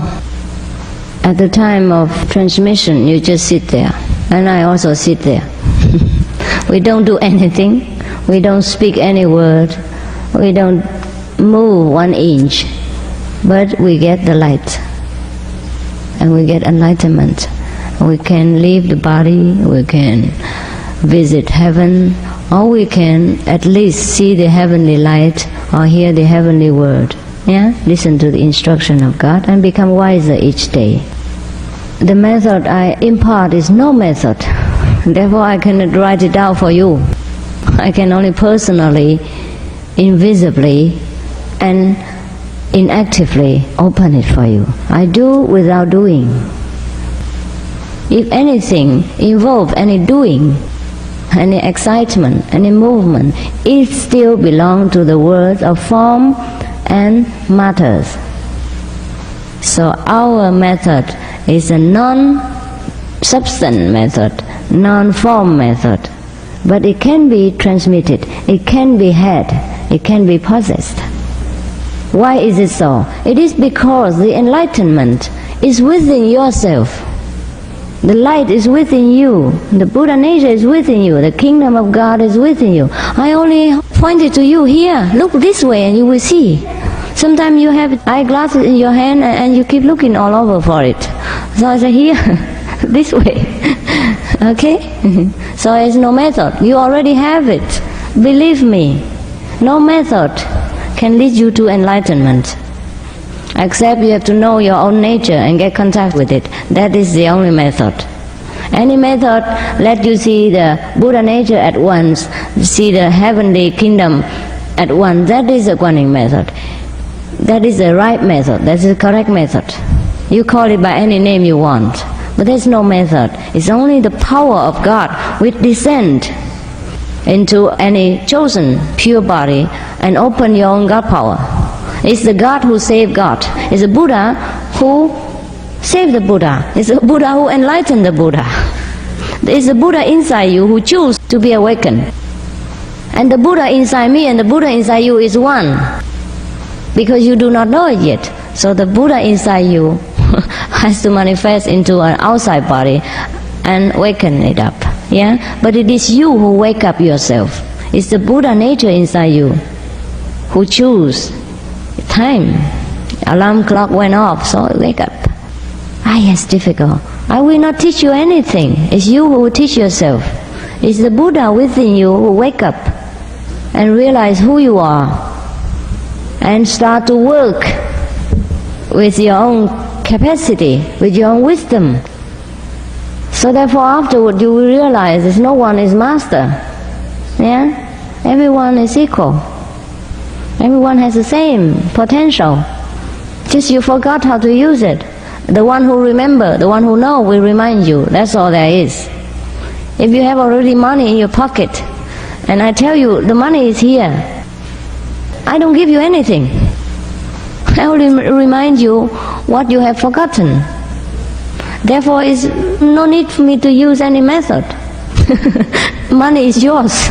Okay? But Master, do open the door though. To open the wisdom eye. Well, you can say that. But of course it's my job. I cannot claim any credit for that. Yes. Yes. But the treasure is already within you. If you don't have the treasure, doesn't matter how wide I open the door, how many keys I have, there will be nothing inside. Understand? You are a very high person, highly potential, great beings.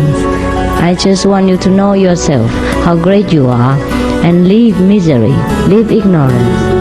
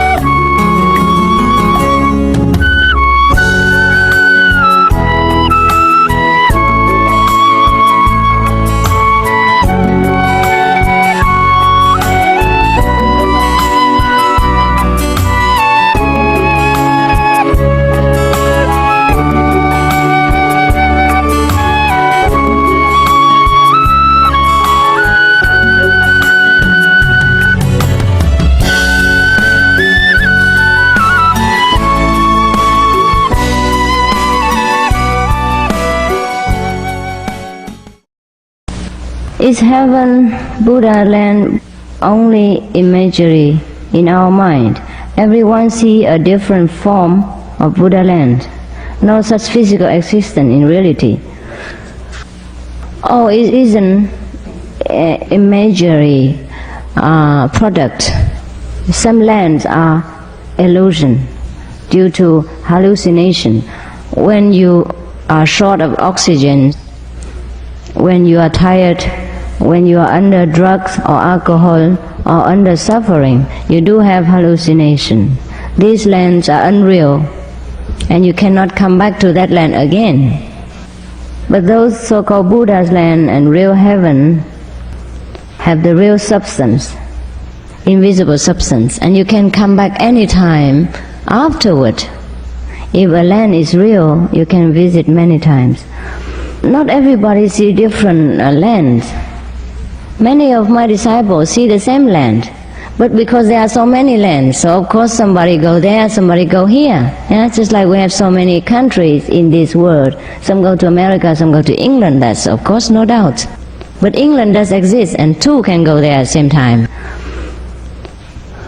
Is there any spirit in this world, or just a psychological phenomena related to devil spirit are made in our mind? There are spirits. Yeah? What is spirit? They are the encased souls who are not liberated.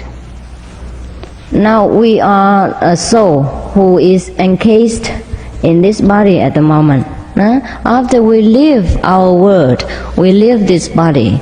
But it doesn't mean we are completely liberated. There are other bodies encased our soul still. Just like the house have many doors. When I visited the prisons, there are about 13 doors. A small door, iron door, that have to be opened and locked immediately behind me. I went to 13 doors to visit the prisoners. And I went through 13 doors to go out again. Now if the prison officer just opened 1 or 2 doors, I'm still in prison. I am not liberated. So I have to open the last door and then the rated gate outside before I go back to the free world again.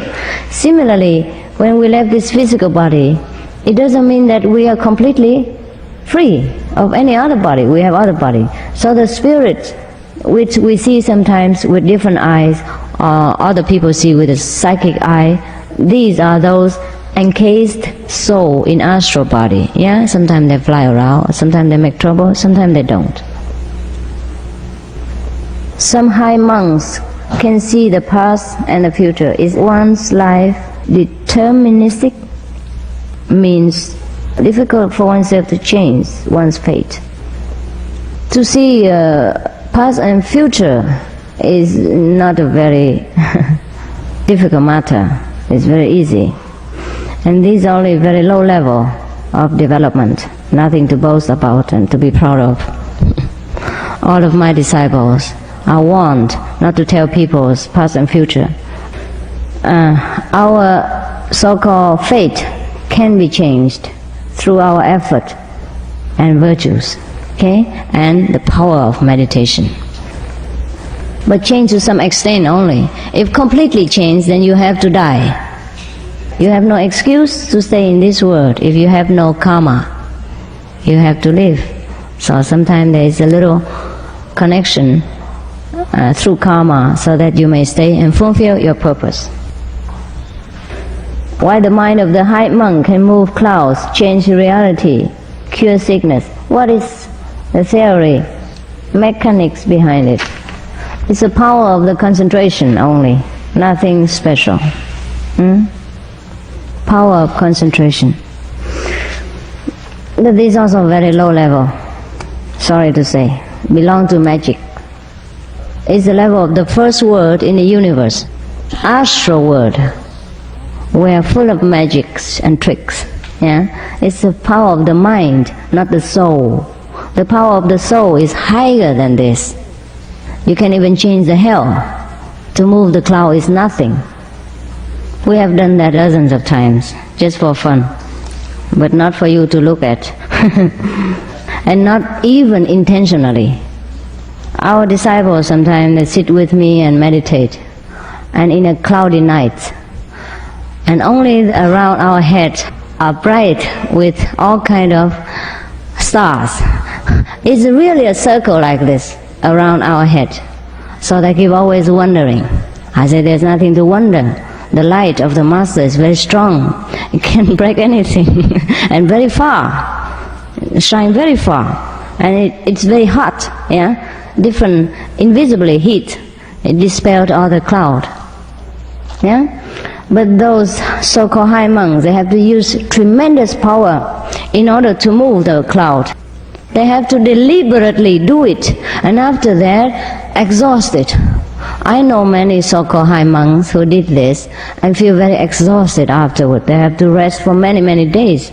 And we don't do nothing. We just sit there and meditate. Don't even bother. And the cloud all move. Okay? You want to see it? And you get initiation, maybe you move the clouds yourself. And no need to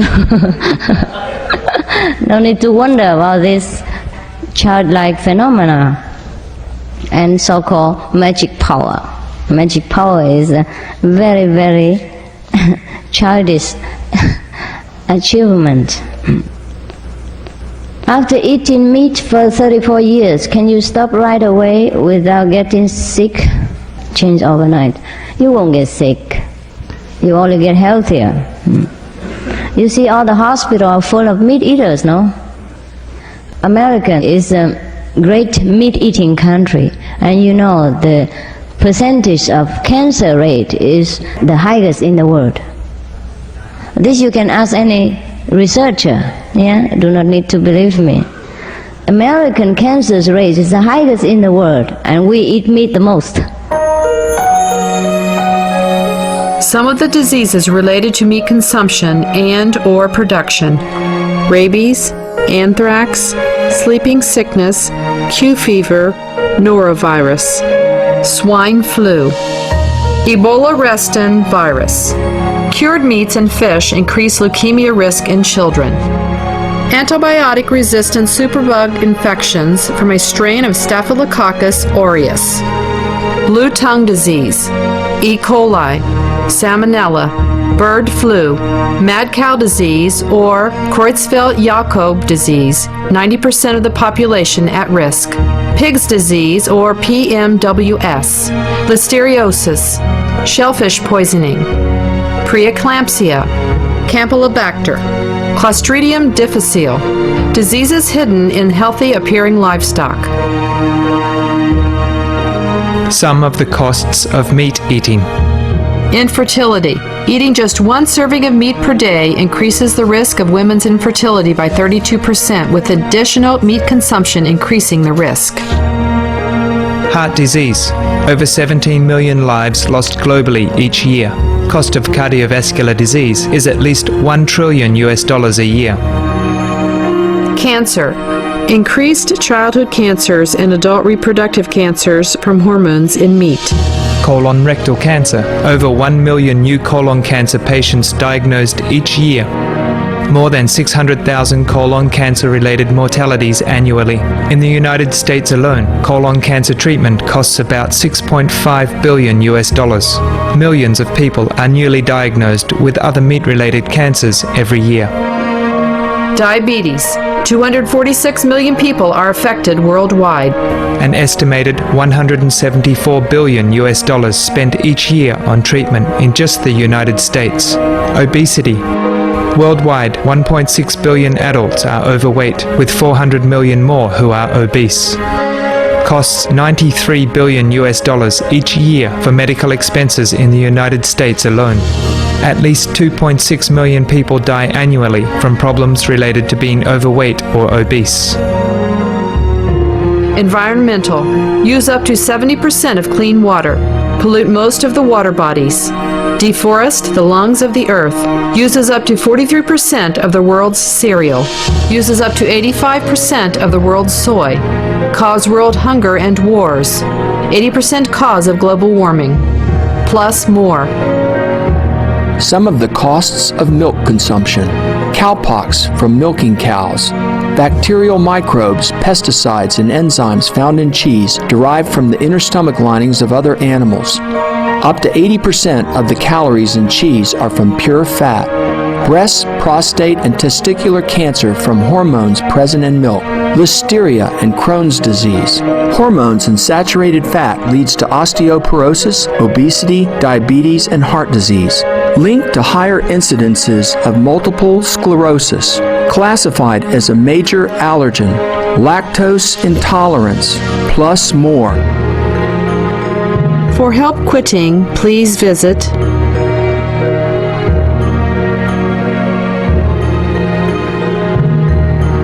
For more urgent information, please visit www.suprememastertv.com/killers.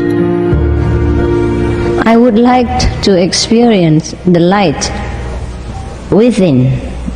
If I am initiated and then months from now I eat meat again, how would that affect me? Well, you will know.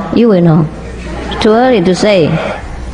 But you better not having this kind of beforehand preparation and excuse. Just like when you get married to some girl, that is because you truly love her and sincerely want to live with her all your life. You made a commitment through your own choice and sincerity. You can't just hold someone else's hand and say, hey, I want to marry you, but maybe some months later I go off with someone else. Will that be all right? It's not fair, no? Is it not so? It's not fair. Of course, if you don't do it intentionally, circumstance different, but you cannot just go to initiation with this kind of preparation. Then I advise you not to, otherwise you get trouble. You want to cheat the Buddha. How does initiation, which cancels one's past bad karma, differ from Christian baptism, which removes the guilt of original sin? Is that right? Does it remove? Then how come you keep coming for confession every Sunday? You don't feel removed with baptism. The real baptism came from a Christ-like person, like John the Baptist, like Jesus Christ. The power of removal, not the action. Just like I sign a check, but I have no money in the bank. It's different from I sign a check with the money on my background. Baptism is a beautiful tradition of Christianity. As well as in Buddhism, we have also baptism. We call it Kui Yi, taking refuge in the Buddha. And when you take refuge, they read out loud. After you take refuge to the Buddha, your bad karma is all clean. You will never be born in hell and the animals and all kind of thing. I have seen many Kui Yi and go to hell. You cannot just make it verbally or by ceremony. There must be invisible God power behind it to cleanse you, because sins is invisible. You understand? It can't be cleansed by ceremony, by form and sound. Yeah, it has to be invisible power in order to clean the invisible sin. Doesn't that make sense to you? Yeah, it has to be logical in practicing. We cannot just be blind and follow anything people say. We are kidded. We are made fun of, made a fool of. But no doubt, after you confess your sin to someone, maybe you feel a little relief. But then you sin again. And also you have not felt any upliftment. When Jesus baptized people, he really cleansed people's sin. When John the Baptist baptized people, he really cleansed people's sin. Therefore they can see light from heaven. When Jesus was baptized by John, he saw the light come from heaven like a dove. So at the initiation, you will also see such kind of light, at least such kind, at least. So you know that you are cleansed, and you know you are in contact with heaven. Otherwise, how do you know? And you feel a sudden relief, like a mountain has fallen off from your shoulder, like a stone has been removed from your heart. That is the real sign of cleansing and purifying. Otherwise, only talk and 形式, formality. It doesn't remove the original sin just by baptism. If the priest is very high and enlightened and powerful, yes. If not, no. Why breathing exercise is contrary to Master's method? Because in our body there is two kinds of currents. One is called the motor currents, which generate the heat in the body, take care of the blood circulation and the digestive system. That is supported by the breathing. Now if we control the breath We make a mess of our orderly system. God has already made our body in a perfect condition. Whatever has to be done is already taken care of. We no need to mess around. Yeah? All we want to do is to free our soul, not to mess around with the system of our body. Sometimes it creates danger.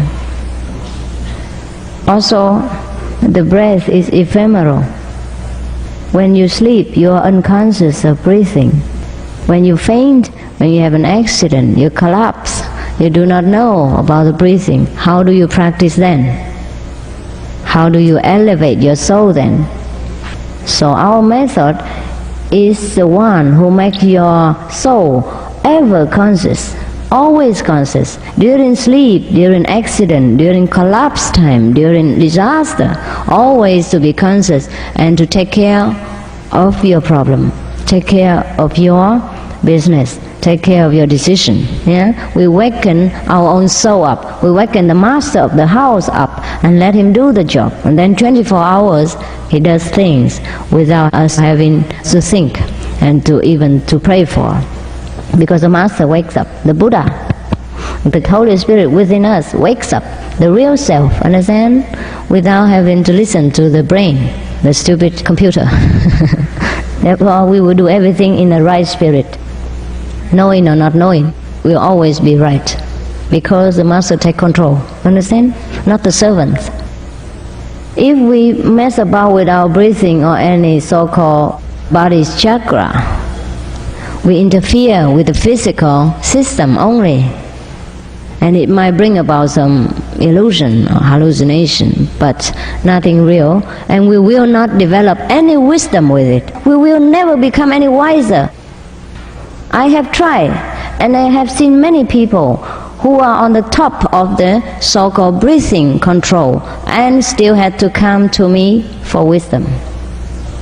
Somebody who practiced breath control with such a very famous Chinese master, I don't mention the name, and he reached the breathless state already. He doesn't breathe anymore. He could survive without breathing, and that person is no wiser in any mean. So he had come and get initiation. Now it's different. With whom did you study in the Himalaya? Oh, with a master. Very great one, but he left the body already. He took only one disciple, and that's me. Okay? And I have to carry his work. Alright?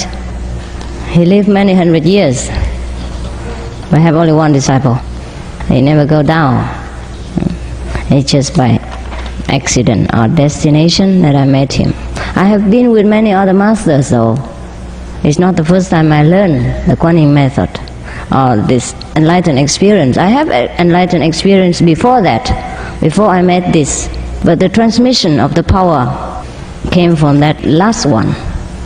And after transmission, not long after that, he left.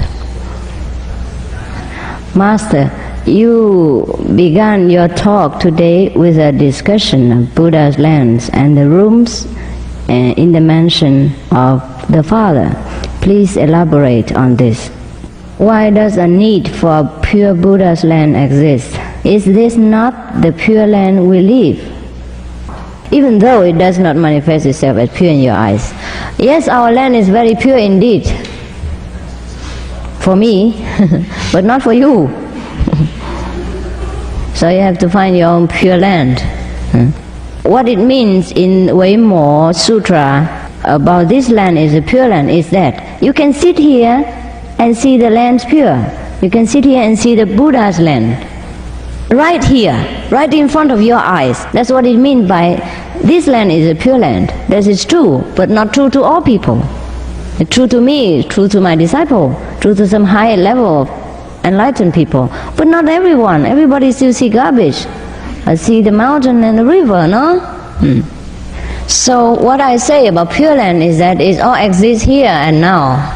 But I have to make a distinction. I cannot always tell people, you live in a Pure Land now, you don't need to move, you don't need to exercise, you don't need to do any virtues, you don't need to meditate. Your land is Pure Land. I cannot say that. It's not correct either. How do the Pure Lands of Amitabha, Avalokitesvara, Kuan Yin, etc. differ from this world. Different a lot. Too much different. The lands over there, we know no sorrow, we know no hatred, we know no war, we only know love and mutual respect. This land is full of trouble, it's full of sorrow, misery. You are happy 1 minute and you are suffering 10 minutes. It's so much different. Here you have to labor very long to build a house and it might collapse at earthquake and leaving you homeless. No electricity, no water for many days. A lot of inconvenience. We built the bridge in San Francisco, take many years and a lot of money, billions of dollars and a lot of labors, and just 50 seconds gone. In those lands, never such thing happened. We always secured and live in love and light and grace. There's a lot of difference. We don't need to earn money. Everything we want comes immediately in front of our eyes without even we have to move, go to the supermarket or change money.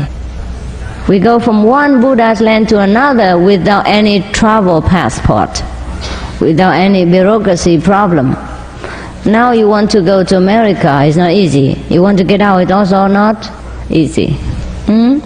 Because you need the money, you need passport, you need relation in other land in order to move. In Buddha's land, it's not so. You go anywhere you want, you're free. Why is drugs so strong in the nation? What is Qi? Why is drugs so strong in here?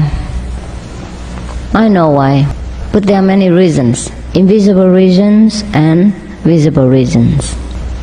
The visible reason is that the American people, as the average, have enough comfort as far as material life concerned, but they are lonely at heart, very lonely. If you drive the car, not in New York, in other city, you drive for miles and miles and you don't see any soul. You see no one, only highway and forest. If you see a few houses, it's hidden. And you feel like you are in a space or in a desert and you feel very lonely indeed. And the communication between neighbors is so rare, and then it makes you feel you are lost. And the time is long, the night is dark, you don't know what to do with yourself. And the urge to be enlightened about life and death matter, about all the poverty and misery in the world, just keep burning inside your soul. They make us feel unbearable. Therefore you take to drugs, because it temporarily offers some relief and make you forget the reality of misery. People take to drugs and alcohol or any kind of intoxicants are due to this reason. Therefore, I never condemn people who take drugs. I only want to help as far as I can. Therefore, I came here. Of course, it's also my disciple who wanted to ask me to come, but also I want to offer some solution. If you are lonely, if you don't have a friend, a true good friend, unselfish, unconditional love, then you can come to me. We join together. We will be always connected. You will always feel you have a friend. And you may even see me appearing if you want to, if you're sincere enough. And you have a forever friend with you, with whom you can always share your up and downs, your troubles, your sorrow, and who always helps you in the best of that person's ability and to your best advantage. No need to take this cheap substitute to comfort your soul. There are greater comfort in heaven when you are connected. After initiation, you are connected. Some of the tragic tolls of addictive drug abuse. Over 200,000 deaths each year.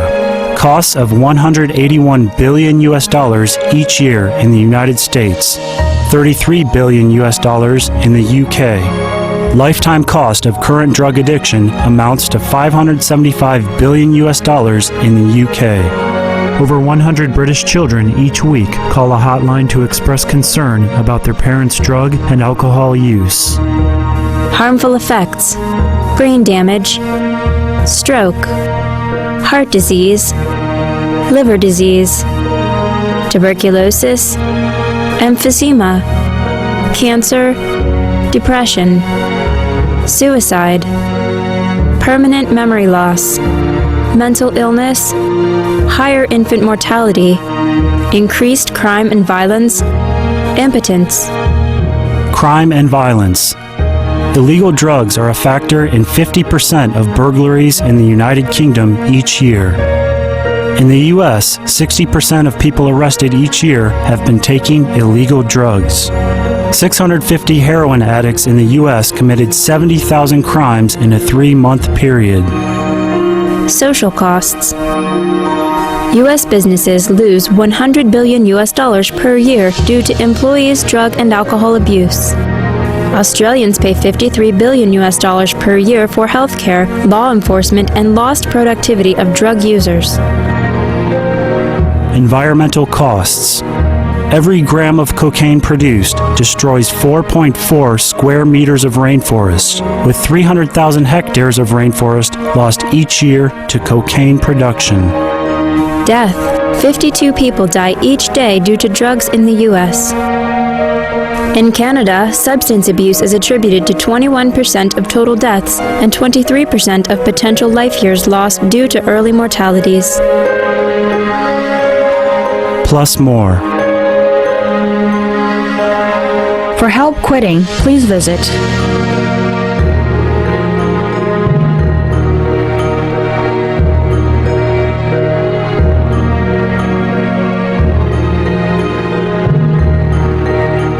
For more urgent information, please visit www.suprememastertv.com/killers. What is Qi? It's a sensory currents in the body. It makes you feel heated or cold, digest your food. That is Qi. What is heaven like? You go home and read Amitabha Sutra. Or 药师佛 Sutra， 药师佛经啊，阿弥陀佛经啊，华严经啊 all these describe the heavenly condition. What does one do there to keep busy? Is there time and space? Oh, you have a lot to do. You do what you like. You do what pleases you most.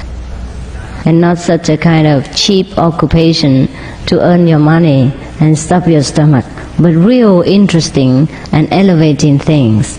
A lot of things to learn, a lot of places to visit, a lot of people to know, a lot of new things to discover. Yeah, you'll be always busy, but in pleasure, not in hectic style, yeah, and not with force, but with own will. There is time and space there, but not in a sense of our world. It's a different dimension. If I have the initiation from you, that is because of your power, not from me. Am I going to lose the enlightenment later? Not if you carry on practicing. You won't lose it. You may just stop there only if you don't continue. My power is like the one who has the key only. I will not interfere anything with your spiritual developed and your mind and your soul. Only stand by and help. So you will not lose what you have within yourself. You just not develop. Okay? I have told you the story about the college student. When I meditated, one day I saw the light, but it nearly electrocuted me, and I thought I will die. I don't understand this, but I understand more. After that you understand more about other things. This is enlightenment. You see, the light is of a very high electronic nature. We might use our worldly terminology. Therefore, when it touches the body, it become very powerful. That's why we have to be vegetarian and lead a virtuous life, so we don't have this kind of shock. Yeah, if a very highly frequency touch the very gross matter, of course it become a conflict. But if the matter is not that gross, not that coarse, then the two are blended, yeah, and you don't feel the shock. Okay? Therefore it's dangerous to practice without guidance of a real master and ethical discipline. And all the meat and intoxicant we take will intensify the grossness of our body, the coarseness of our physical being. And the more we are condensed, the less we can blend with the higher frequency. Therefore it gives the shock. Therefore we have to develop both body, mind and speech in order to match it. You see, the astronauts, when they go into the space, they have to eat different food, to wear different clothes in order to be suitable to the air pressure in the higher space. They cannot wear like we wear here. Yeah? Or when we go into the sea, we have to take oxygen mask. We cannot be casual like in this land. Different atmosphere, we have to be equipped with different instruments. But it's good that you have withstand this experience and become more enlightened. Congratulations. It is true that instant enlightenment can be attained not only through Buddhas of enlightenment, but also through city marshal who knocks unexpectedly at your door. It's true, if that marshal is a Buddha, can open the light for you, then he is also an enlightened Buddha in a form of a marshal. Buddha has many forms. If you are marshal and you become completely enlightened, then you are Buddha. There's no need to change the outer appearance. But any ordinary being cannot just give you instant enlightenment, be it a president or a marshal. It's not the form or the position or the job that count, it is the power within that person. What is the main purpose of Buddhism? Tell people to be good, keep order in the society, give the moral standard of people, so people can live harmonious together. To get enlightenment, yes, if you have an enlightened Buddhist master, not only by reading Buddhism you become enlightened. To become a Buddha, yes, if you met a Buddha, a living Buddha, then you can become Buddha, not by reading Buddhist sutra. To get rid of reincarnation, yes, also again, if you met a good master, yeah? To be happy or feel impartial. Everything possible with an enlightened master, not by reading Buddhist sutra, okay? Not by reading menu will you be satisfied of your hunger, you have to eat. 印心的时候，是否每一个人的反应不一样，与慧根是不是有关 ？During the initiation, everybody's response will be different. Yeah. Is that something to do with the Buddha nature within you? No, the Buddha nature within everyone is the same. At the time of enlightenment, maybe everyone have different experiences, but maybe many people have the same experiences because these experiences are real and can be experienced by everyone, even if not by this initiation, then by the next. Therefore, the path of enlightenment is very scientific. You reach there and you see that, you see this, yeah, very clearly. You can measure your own level of enlightenment. Now, the different level of attainment during initiation, is it due to your past practice, your present life virtues, and also your sincerity and faith in the Master?